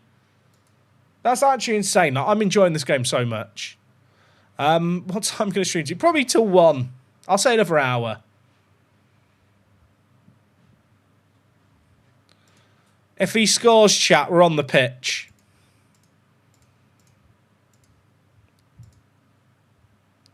His foot is a wand. His foot is a wand. Old Danny Radcliffe. His foot is a wand. It's going to catch on. The fans are chanting out. The 16-year-old, obviously. Okay, Charlton are just above the drop.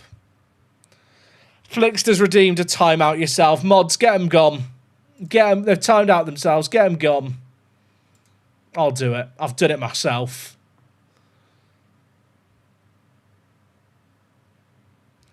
Yeah, they do have Hakim Ziyech. Right, click on him. There, he's quite big as well, isn't he?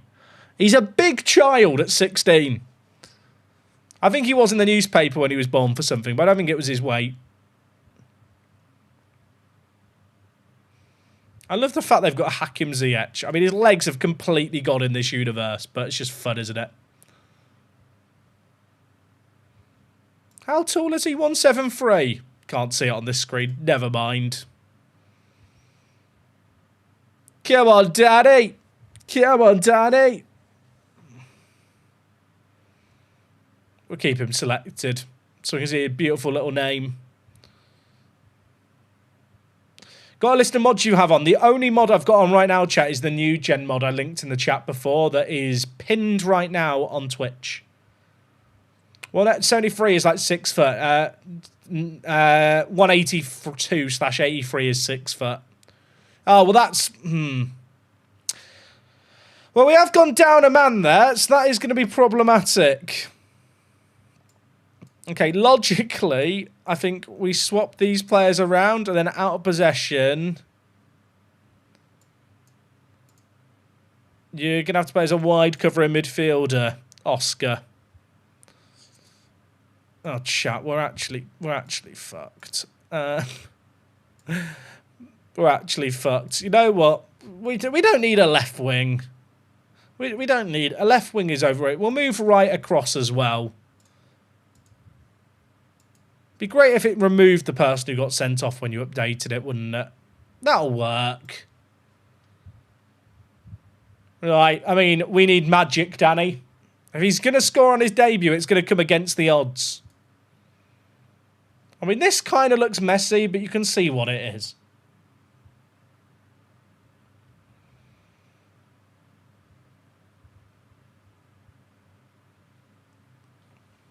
You're a wizard, Danny.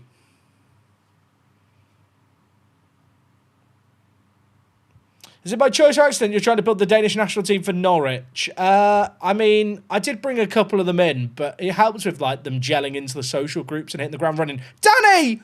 Oh my God, he's a genius. He's a foot. Did he mean it? Or was it a deflected shot? If he's pulled that off on I thought he was going to go for it and shoot. Danny! What a ball. Was this a shot that was saved or a pass? Chat, he passed it. He passed it! He passed it! Danny! What a... I would have shot. I wanted to shoot and I have the aerial view. He's magic. It's an assist on his debut for the 16-year-old. Please don't get sent off. If that's a straight red, it's hilarious and I'm going to cry. He did look like he pushed the man off the ball. Okay, he's fine. Just calm down. A little Cordoba. Do we now try and just see out the game? He says whilst looking at his team thinking, not sure how we see this out. I guess I can move Clem back. We'll do that.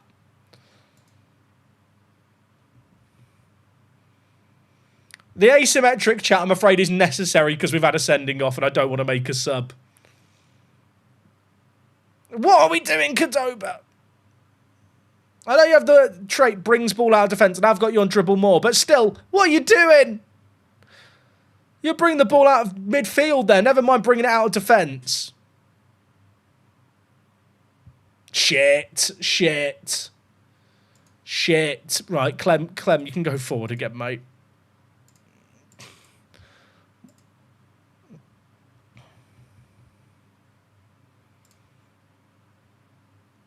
Skip. I don't want to watch. Chat, we're back. I don't want to watch them scoring tap-ins. I want to watch Danny Radcliffe scoring goals for fun. Give it to Danny. Oh, Cernak. There's options. Keep it alive. I'm just waiting for Danny to score. He's already got an assist on his debut. Having got him in the intake this week, we've just thrown him in. All right, Katobi, you don't have a left winger, so just be sensible. That'll do.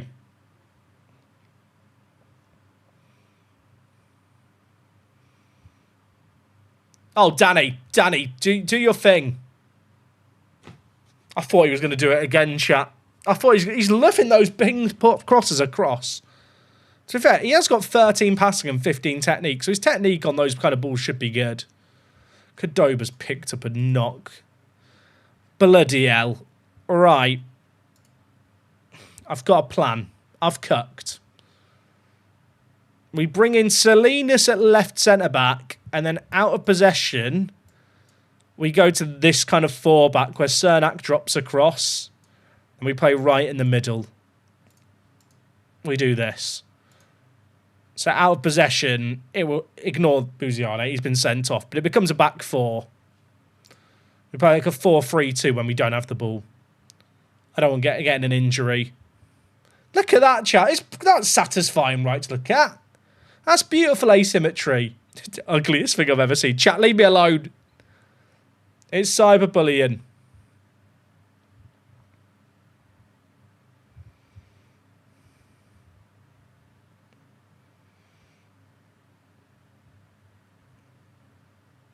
Oh, what a save. Someone said show the combined. The combined doesn't look that bad.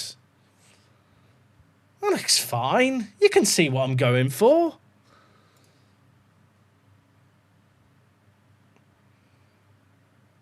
It's not my fault, chat. The game made me do asymmetry. Oh, we're on a winning run of 10 games. I want to win again. We've not had our first choice goalie for like a while now. Okay, lads.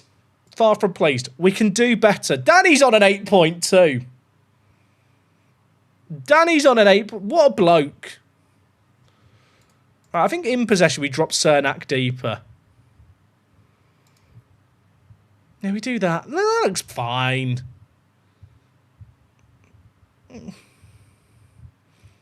Danny's an actual demon, chat. I've decided. Look at him he's taking the kickoffs and everything.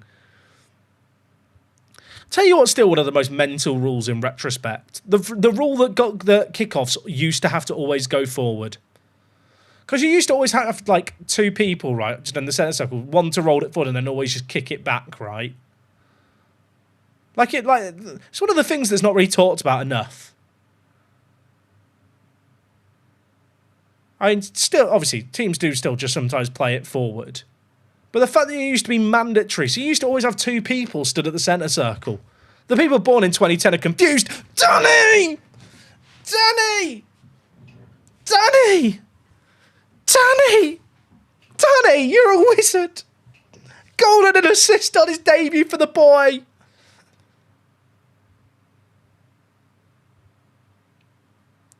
Oh, I love him. He's going to be playing for the Irish national team next week. Come on! He's the future. He's the boy that scored.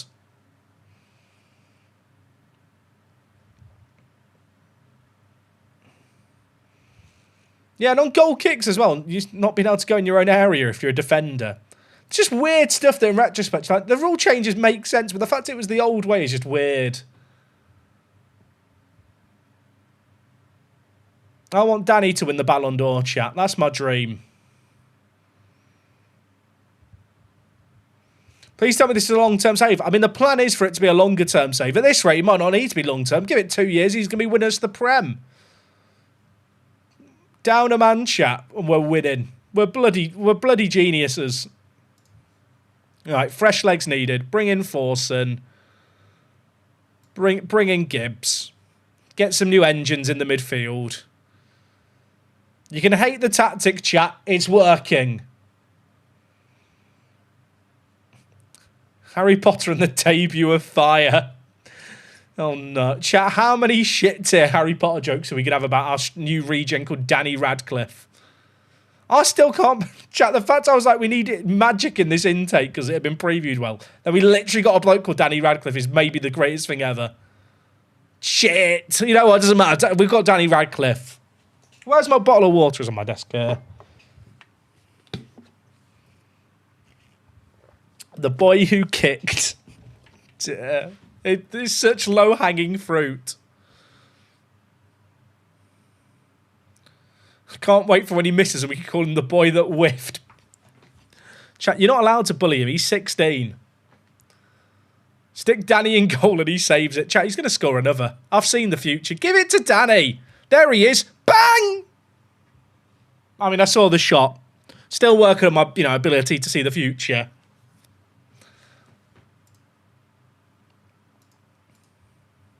Oh, your average loser. Thank you for redeeming the hydrate.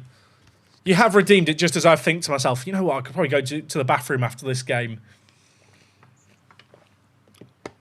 The Irish Yamal. Yeah, it's mad that, I say it's mad that he plays for Ireland.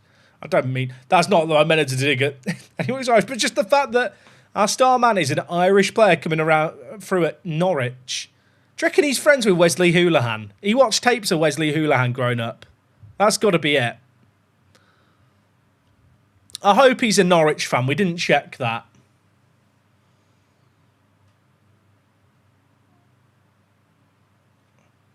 Remember when everyone waterboarded Jack so he made it so you could only redeem hydrate so often? I remember.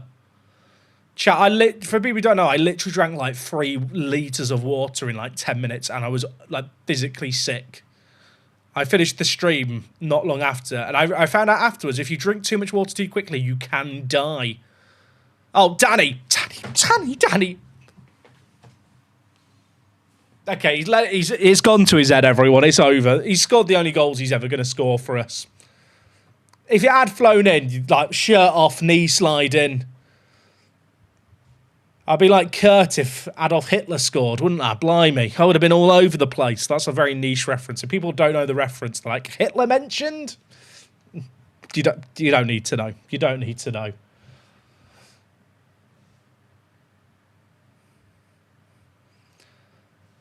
I mean, we're chilling.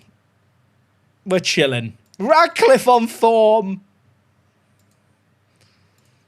Radcliffe praises manager following his first goal.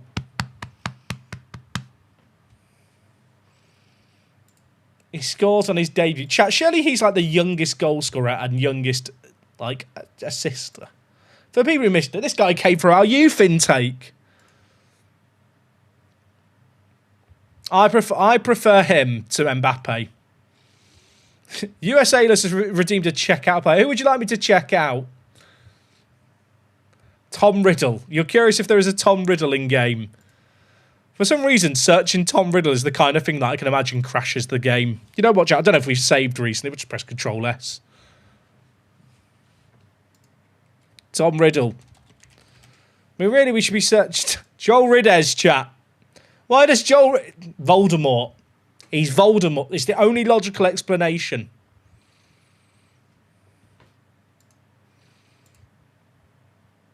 Spoilers, by the way, for Harry Potter. Apologies. Is he a Norwich fan?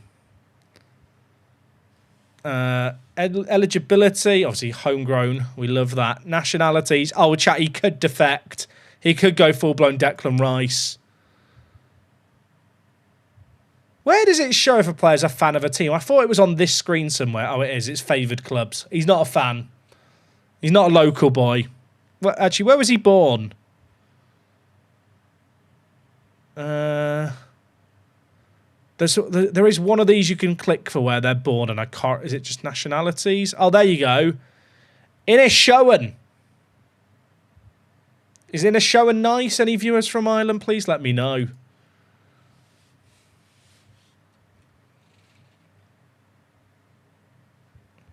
Shelby's going to have to come for Norwich. Oh, he's tired after chat. He's played one game and he's tired. Also, what's happened to the circles there? He's learned to play striker, chat. He's been here a week and he's been in good sessions. Right, there's an international break. Chat, this is where I wish I could let you guys have control so you guys can mash spacebar while I go to the toilet. Do we try and secure our promotions? We get our budget set. Is that the play here? I think we play until we get our budget set. Oh, what's this? Chat, I can't click on it to see the news inbox item. Ratcliffe becomes Norwich's youngest ever player. Did he set more records? I think there was more records he broke there. I mean, he'll be youngest goal scorer ever, won't he? Oh, he set a new championship record for youngest goal scorer. Wait, chat. Did I see Jude Bellingham written somewhere?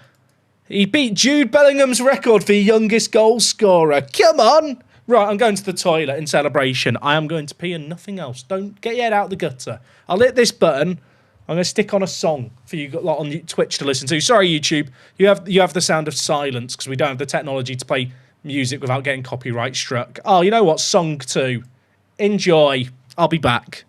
I want to get promoted. I want to see what our budgets are in the Prem.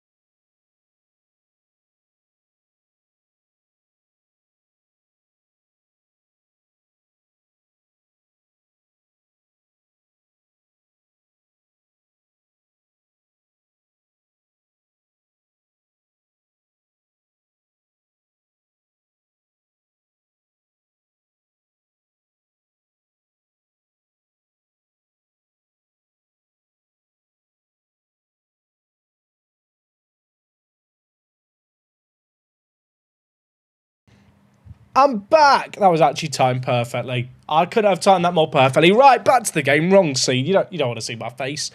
Oh, let's play. Came from YouTube just to listen to song 2. Respect. Go holiday to next game on your toilet. You see, I could have done that, but maybe this is just me, chat.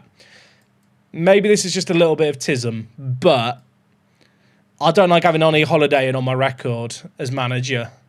I want my manager profile to be pure. I don't want a day on holiday. Is anyone else the same? Maybe it's just me. Maybe it's just me.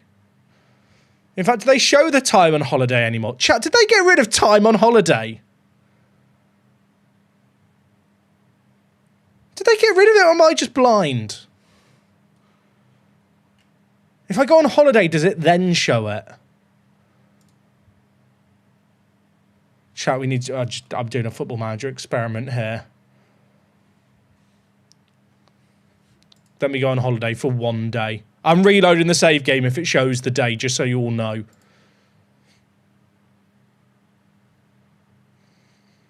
Chat, if I now have to save scum because it's showing me going on holiday, you can't cancel me, okay? Can we make that agreement? Chat, they got rid of it. They actually got rid of the time on holiday setting. But here's the issue. If they bring it back, they'll show on this save game. I'm not taking the risk. I'm not taking... Load up the old save.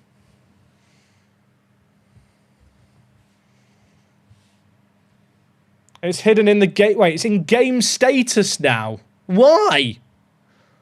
I mean, I totally believe it's a thing. Game details. Do I have the in-game editor allowed on the save game? I've not bought it yet. Well, that's good. Where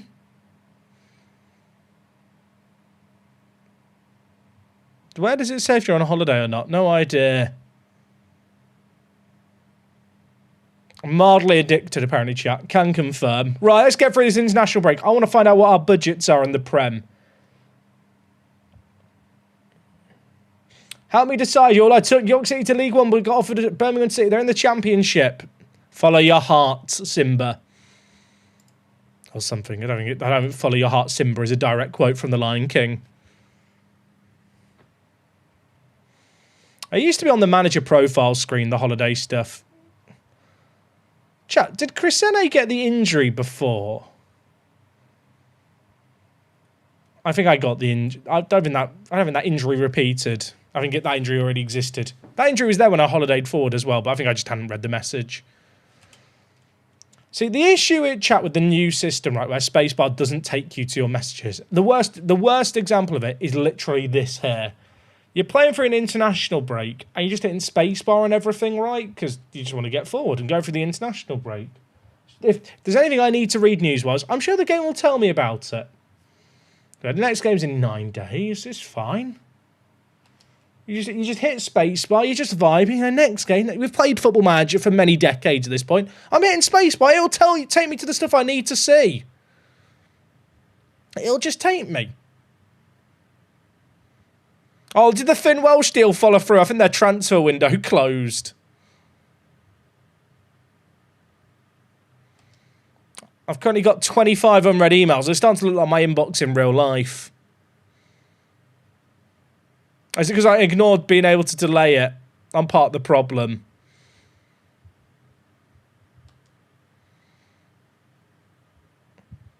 Like, I'm not being funny, chat. I've played 6 games in a day. I've got 48 unread messages. I'm not going through those messages. Next gen's out. Nah, I don't know about that. That's the other thing, because now what happens is you go, well, there was nothing here that it said I had to respond to, so you just click mark all as read. But then you actually end up missing important messages. Oscar's improving. New Iraqi star. The deal fell through. F's in the chat. Is anyone else's next gen inbox item broken? Like when you hit this one, it breaks. Game of the year. I've not seen anyone complain about this. When you first click on, you can see like the numbers. You have to take a screenshot at just the right time. Do you want to see the lower numbered players? They're down here. 10 out of 10 game of the year.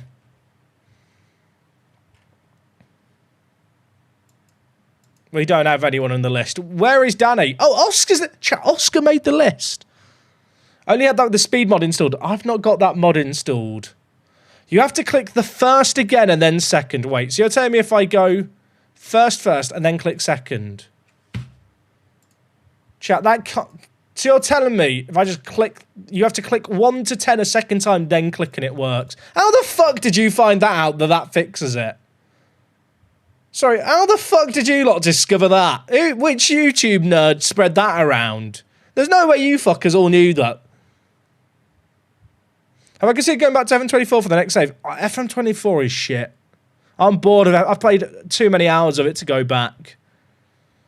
I'm not going to say this game is flawless, but I would never voluntarily go back to FM24. Oh, chat, I have to click back on it now. It's designed to make me angry. Oh, Ryan's already moved in this save game. I might have looked to sign him.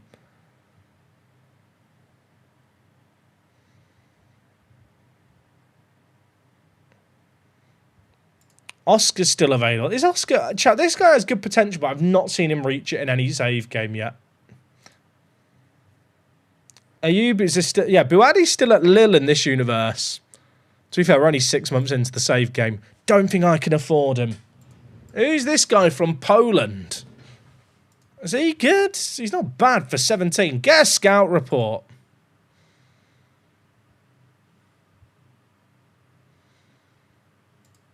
Yeah, our current Oscar is better. I hard agree, chat. They've got it wrong here where they've got him down at 45th. That's all I'm going to say. I mean, I'd love Mora. Mora would be quite a Norwich signing, I feel like.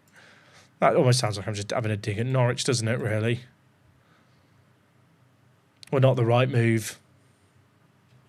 Can I pronounce his last name? Which one? Schumacher, yes. I don't know how... If you mean my Oscar's name, no. It's Fortau. Definitely not how you say his name.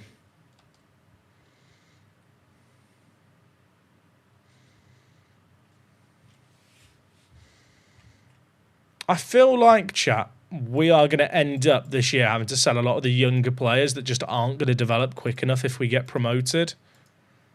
Which it actually upsets me to say, because there's a lot that I actually really like, but I feel like in real life, if this happened to Norwich, they'd probably be happy with a yo-yo year.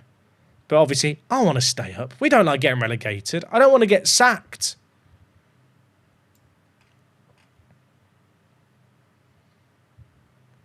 Like, if I knew I could get relegated and I wouldn't be sacked for it, I'd probably take the relegation now.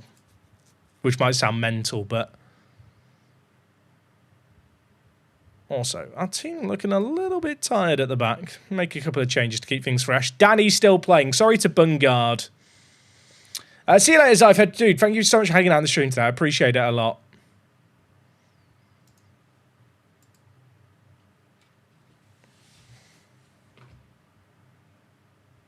Let's go.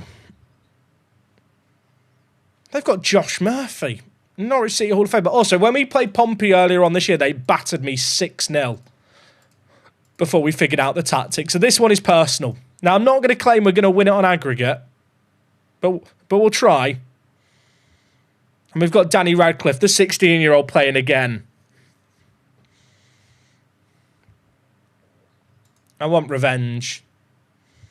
Where are Portsmouth? I think they are like second, right? You know, it'd be cool, chat, if you could like click something here to get the match stats on screen during highlights, and maybe even have like a little pop-out window of the league table. Those would be cool things, you know? Be really neat. It's mad they've never thought to have those in previous Football Managers, really, isn't it? Well, probably not got the technology, you know. There's probably a reason it's not in game anymore, and it's definitely not just a case of the game's unfinished. Couldn't be that. Is this a kick-off highlight? This is a highlight. Danny. Chat, how many times am I going to say Danny's name in my career? It's his home debut. He's making his appearance at Carrow Road. He's in the middle. He's lurking. He's slithering in the box. Oscar scored. I thought I deflected off Danny. We'll take it, right. They beat us 6-0 away from home. I want to make it 6-6 on aggregate. How much longer am I streaming for? We're going to stream until I get my budget for the Premier League season.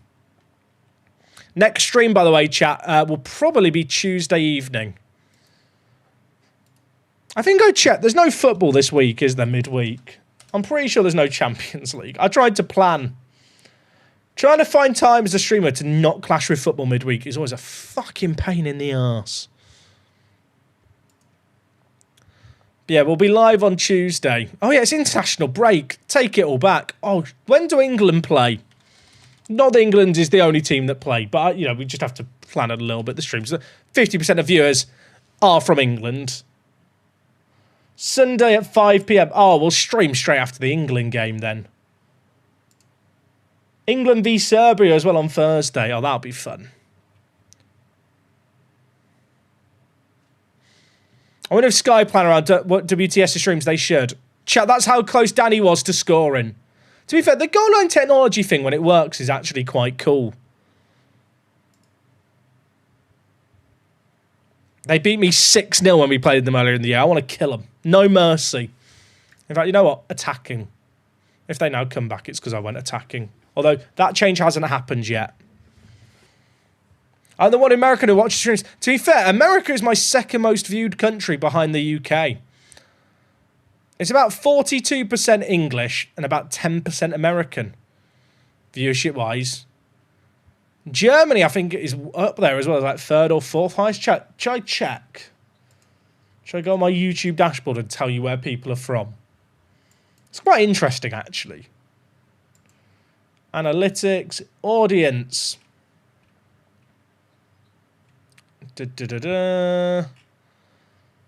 YouTube changed their layout around. I don't like change. So it's 43.5% UK viewers, 81% American, 32% Germany, 32. No, I'm not reading decimal points there. Also, Danny's going to score here. Never mind. So it's 43.5% UK, 8% USA, 3.2% Germany, 2.9% Australia, 2.8% Portugal. Salinas has scored his first ever goal. Chat, we might actually get the 6 goals back. BLS and Zimno both just sub back to back with just USA. USA. Appreciate you guys. Shout out to Portugal. Yeah. Who else we got? The Netherlands. Then Sweden, Denmark, Norway. Then Ireland. I'll tell you what, Ireland's at 1.9%. If we tweet out about Danny, does it go up? Am I the only Canadian? Where is Canada? Canada's further down the list than I would think it would be. Actually, it's 1.7. It's behind Ireland, is Canada. I thought that was going in. Brazil is 1% of my viewership, and so is India. We have as many people watching from India, Spain, and Brazil as each other. Then it's Greece, Singapore, France. Tell you what, the French hate me. It's because the French just watch other French content creators. They're pretentious like that, the French. I am joking. Je suis très désolé, mon ami. If you're going to clip the first bit, chat, please clip the second bit. We've got Romania, Italy, Malaysia. Nigeria is ahead of Finland. Then Thailand's up there as well. USA is in second, chat. Should we go down to the bottom and see what's at the bottom? Oh, I have to export it if I want the full list. I can't be... How do I export it? Oh, I can export a Google Sheet. Chat, I'm studying the data. I'm doing data analytics.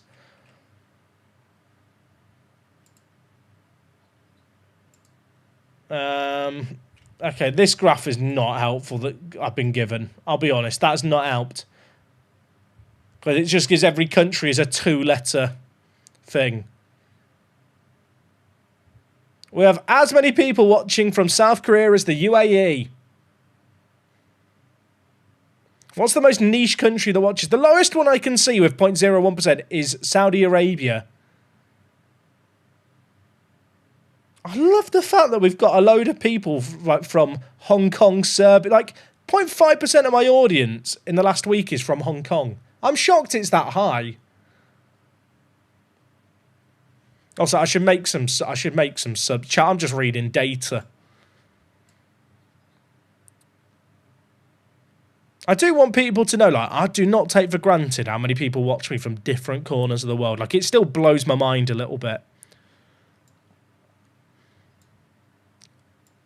I did, like, a weird calculation the other day, and it was like, last week on Monday, someone started playing one of my videos every 2 seconds on average for 24 hours straight. That's like not even me doing my how's it going folks Jack here. Like imagine that reverberating around the world every 2 seconds for 24 hours. That's basically what happened on average. That's mind-blowing.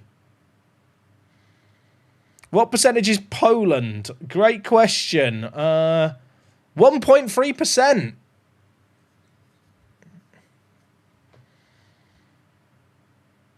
Oh, Danny. Danny, score a banger.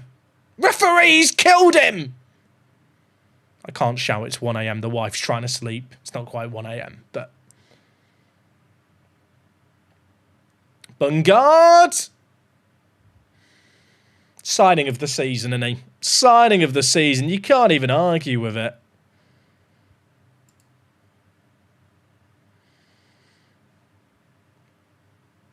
I feel like Ukraine will be 0.01%. I actually think I saw Ukraine. It wasn't that low. 0.02. Oh, sorry, not 0.0, so 0.2. Bit of a difference there. Multitude of 10.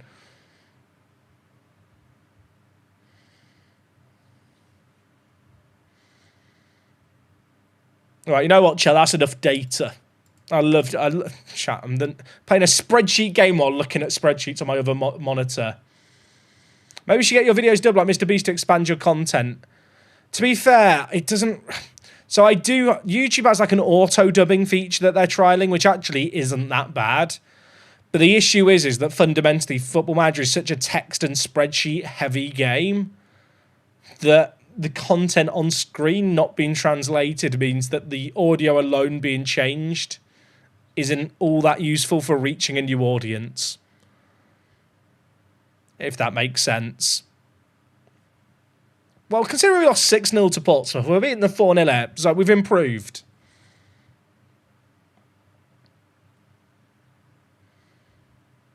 Also, Ipswich scum Andre Dozell subbed on, did nothing. You'll do nothing. Sorry. We've got one Irish player and I've turned into Conor McGregor. Are we promoted yet? Portsmouth are in second and we've just hammered them 4-0. Chat, I think if we win our next game, we're up.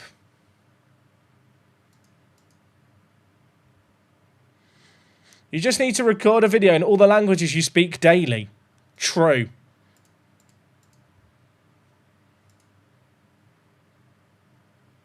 Still lost 4-6. Leave me alone! It is true, though. I feel like Buziane's been training at a 10.0 for like a month straight now. Just keep praising him.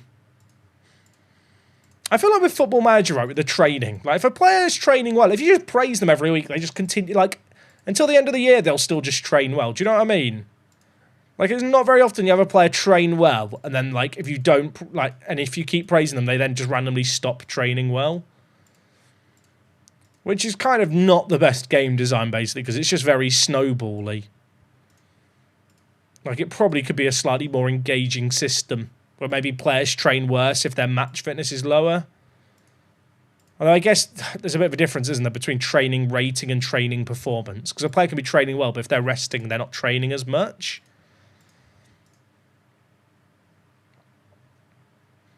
Just speak English, but with an accent. I'll go full-on Steve McLaren, shall I? I'll put on my best Dutch accent.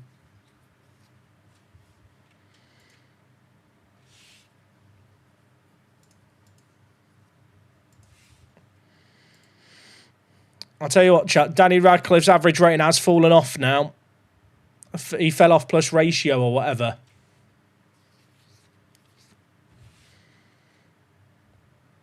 Right. We can actually win the league, I believe, against Ipswich Town in 2 games time. That's the way I want to win the league. Win it at Carrow Road against Ipswich Town.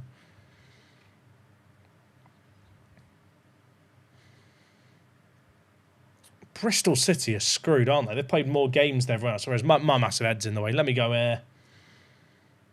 Bristol City have played 40. Have they played 41 already? It's kind of mad.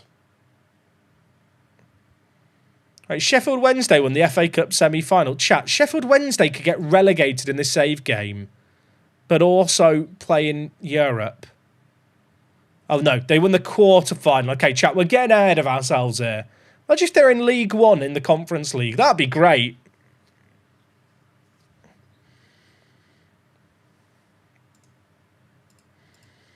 Do I mind showing my tactical instructions? Get ready to clip them. Here is the player roles that I'm using, chat. The only player instructions are on the wingers. Hold up ball and cut inside with ball. Team instructions. All instructions. Here are the in-possession instructions. Here are the out-of-possession instructions. Thank you for coming to my guide. As we've already established, though, against certain systems and certain teams, those instructions are absolutely useless on their own, and you'd need the alternative tactics. Chat, I love Mbakazi. There's no shot he's ready for the Premier League, is there? He's going to get murdered in the Premier League, but I still kind of want to play him and just hope he'll be okay.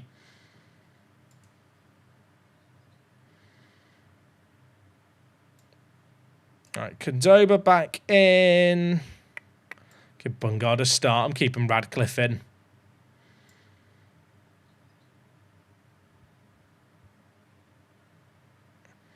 I need to give Diallo more minutes for his ESC work permit. I think he has to play like 30% of the matches.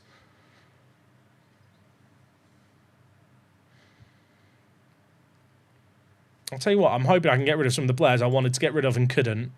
Also, we lost to Millwall 2-0 on the opening game of the season, chat. There's a run of games here where it's just retribution for when we lost before we figured out our tactics.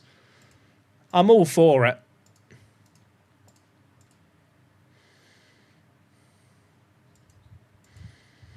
Get me in. Get me in. Let's get Danny Radcliffe another goal. Leafs are winning Torilla. Let's go. There's like one Finnish person who's just gone, huh? Who scored? Against the Canes. Who was it? Oh, Willie. Willie. The Canadians and North Americans who follow ice hockey are just like, they're vibing with me now. But actually, they're probably not because the Leafs have scored. I can wrap up the stream and watch the Leafs game while I continue to work on YouTube stuff. I need to get tomorrow's video uploaded. I made the thumbnail for it already. Transfer special, by the way. If you've not been keeping up to date with the United save, good time to catch up overnight once we finish the stream. Right after we fuck up promotion against Millwall.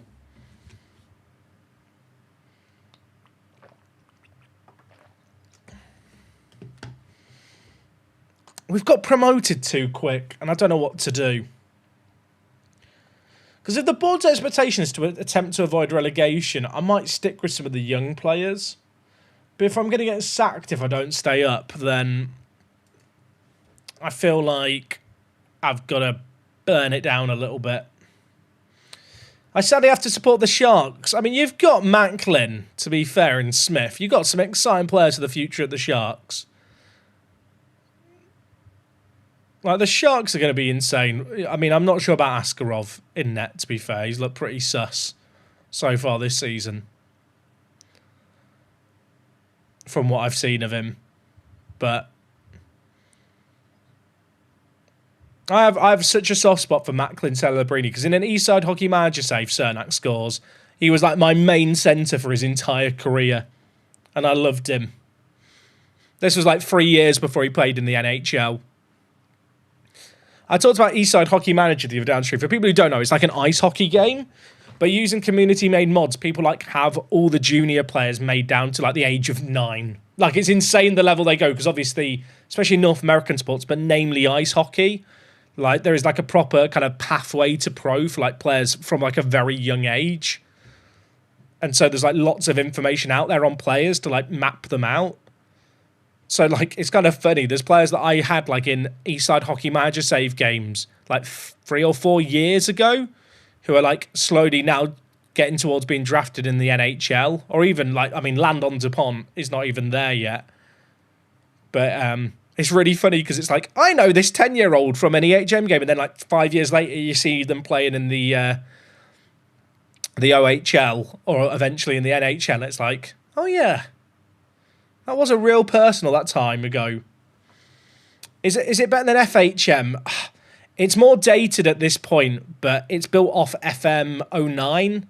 So if you play the older Football Managers, it will have like a nice familiarity to it.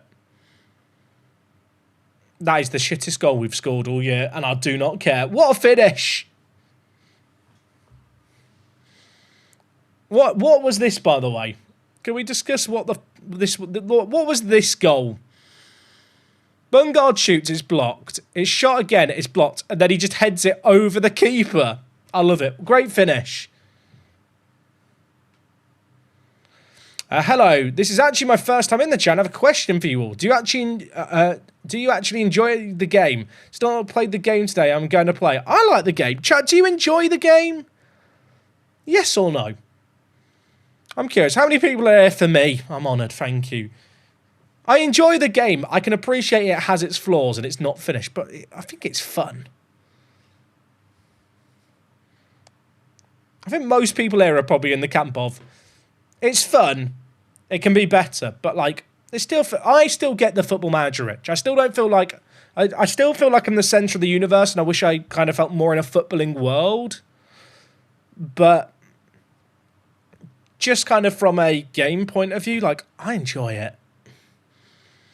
I think also because it's just it's different from FM24.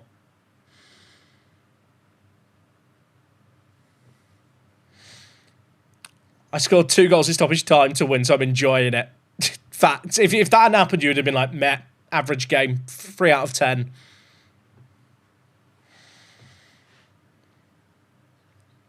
I feel like the game's going to be worth persevering for. And I know not everyone has this mentality. I thought that was offside, but it wasn't. But not everyone's going to have this mentality. I totally get the mindset of, I'm just going to wait till next year. I'm going to wait for it to be patched. But when I think to myself, this is the worst this game is going to be, touch wood. If this is the worst the game's going to be and I'm still enjoying it this much now, like, I'm excited to see where the game's at in 6 months. Because I think Football Manager know they have to have some really good post-match support. Post-launch support. You know what? Fair play. He was onside. This camera angle, bit slow-mo, too much slow-mo, bit too much of the goal build-up shown. Actually quite cool.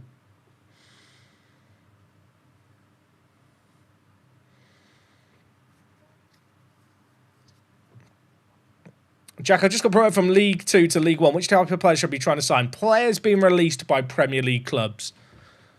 If it's I think it's the end of April, there's an inbox item that's like teams announce players that are going to be released. And essentially that's a date where under 21 and under 18 players who are going to be out of contract that haven't been renewed in the Premier League can be snapped up.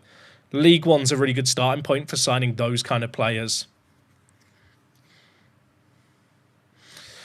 I left the training to staff and I don't know if the players have rest. Rest them yourself. I don't do team training, chat. I do individual training and that is it. I do the individual training. I never touch the training routines. I will rest players myself if I need to. Danny Radcliffe. Lovely little pass. Get it to Danny. What if he never scores again, chat? It could be the saddest thing ever. Oh my word, if that goes in, it's such an insane goal.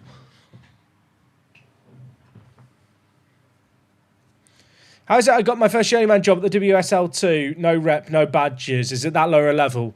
The WSL2 is lower level. I think in general, for the sake of gameplay, the game basically makes contingencies whereby if you have a nation or league loaded, even with the lowest possible rep, you will still be able to get jobs at that lower level. Just because obviously if that wasn't the case, you could basically soft lock a save game where you start maybe with only the WSL 2 and WSL loaded and then you never get a job.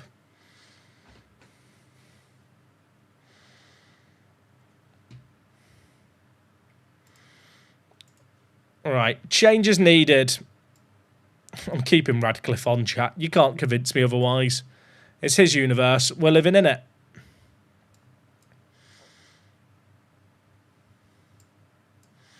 Give Darling a rest.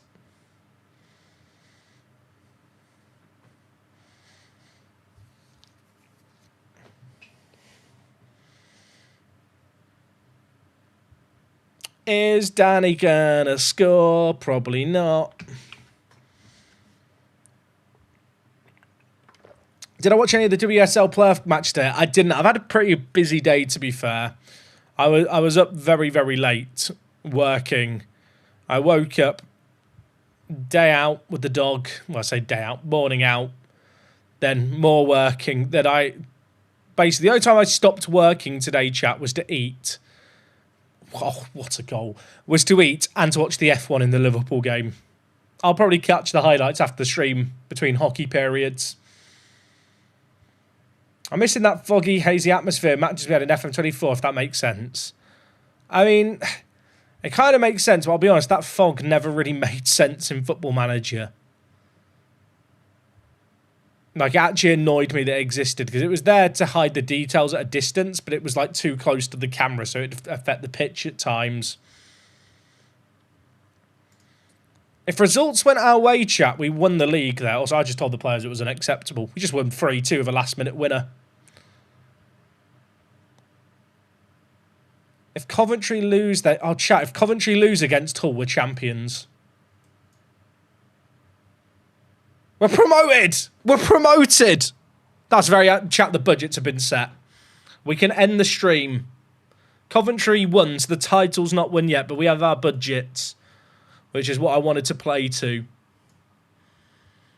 I'll tell you what, DL Dublin absolutely loves me. The board love me. They're all standing up and clapping. The aim this year was a top half finish.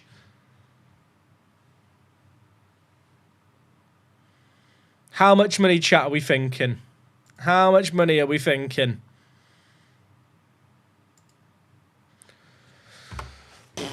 What was our wage budget before? I actually don't know.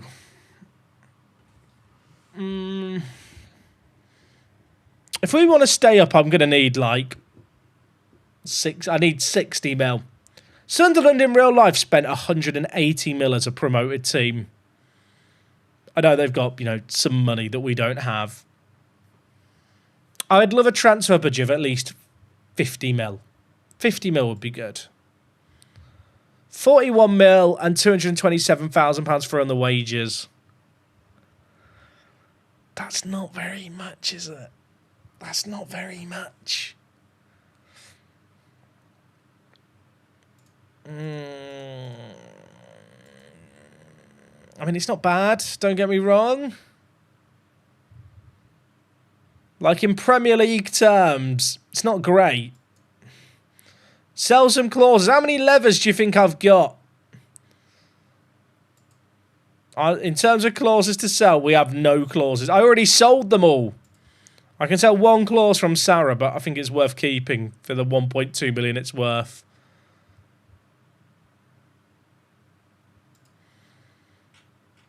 I'll be honest, chat. It's not going to make a difference, £400,000.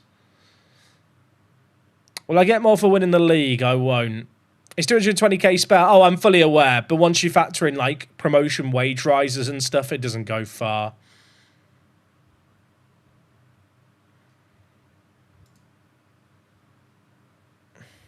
I mean, at least Kenny McLean's contracts could be done soon. The thing is, chat, it's not worth loaning players. Because if I loan a load of players in and then don't stay up, I've basically denied all of these players with loads of potential, like, vital game time for their development. I'm actually sat thinking, who could I sell? Like, Bouziane, would I sell Bouziane? How much would I sell Bouziane? Like, if I sell him for, like, 30 mil, then it makes sense. We were never meant to get promoted this quickly.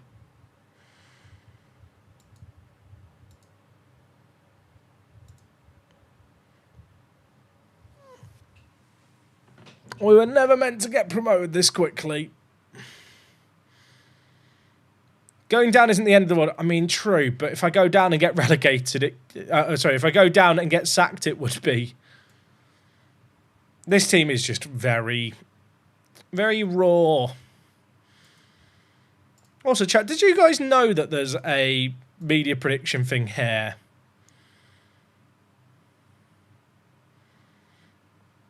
But I think these odds update through the season.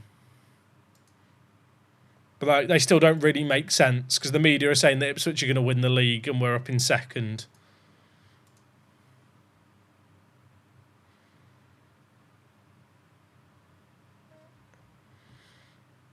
I can't get a senior affiliate, because once I'm in the same division as them, that will get cancelled. Yeah, I think you're right. I think the season even then, the season preview, I think, is the same, like, list. To be fair, we've actually got 4 players in the Media Dream 11 now. That's pretty sick. I didn't realise that. And 3 of them, the Danes. Like, I'm not being funny. The game is saying that Ipswich are like the favourites to win the league still, despite the fact we're 2 points away from winning the league and Ipswich are down in 15th. Sense it makes none. The fact that Southampton and Leicester are probably going to miss out on the playoffs. More so Southampton. There might be some okay players to pick up for cheap.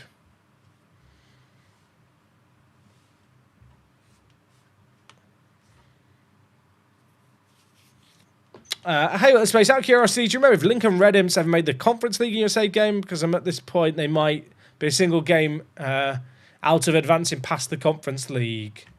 I can't remember. Where did Red Imps get to, Chav? And they made the group stage a couple of times in the last few years.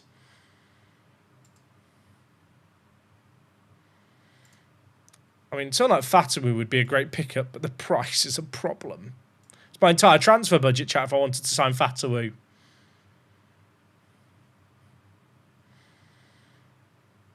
Wow, Leicester lost as well.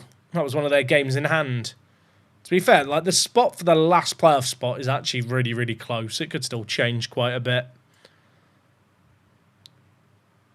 Birmingham might... that's because they might go down. I guess technically they could go down. Right, chat. We're going to leave things there for today. Next stream, we are going to be finishing off the season. I might do the illegal move of instant resulting some games to get us to the summer transfer window sooner. When I say that, I will do them on stream. But, yeah, I mean, what a season. I've genuinely thought when I fired up the stream today, like, there might be some issues because we'd had this little bit of a wobble. But look at that for a run of form. We played, 11 games on stream today and won 10 of them. Clean sheets as well in a lot of these games is really pleasing. Naturally, the challenge is going to be trying to do that in the Premier League. I think that's going to be kind of difficult, but we'll have to wait and see. But anyway, yeah, I really appreciate you guys hanging out today. In terms of the next stream, we're going to be back on Tuesday evening. Oh, wrong button. Right, fat finger. I was meant to go to the full screen face. Hello. Next stream will be on Tuesday evening. Tuesday evening will be the next stream. No stream tomorrow, but there is a Manchester United video dropping, and I am working on some other content stuff behind the scenes, which hopefully you guys are looking forward to. Just want to say, really appreciate you guys all hanging out and showing support on the stream, especially these later night streams. Fully appreciate for many of you. It's the middle of the night. To have more than 1,000 of you guys watching across YouTube and Twitch really is humbling. Thank you so much for hanging out and vibing with me. We'll be back in a couple of days. Going to be a big summer transfer window. A little bit nervous for how to approach things. I'm going to have to go away and I think about the tactic stuff. But yeah, we'll have to wait and see. I'm not going to raid anyone tonight. I'm going to hit the hay, watch the Leafs game in bed. But yeah, love you all. Have a lovely night. Enjoy your Mondays. Back Tuesday with more.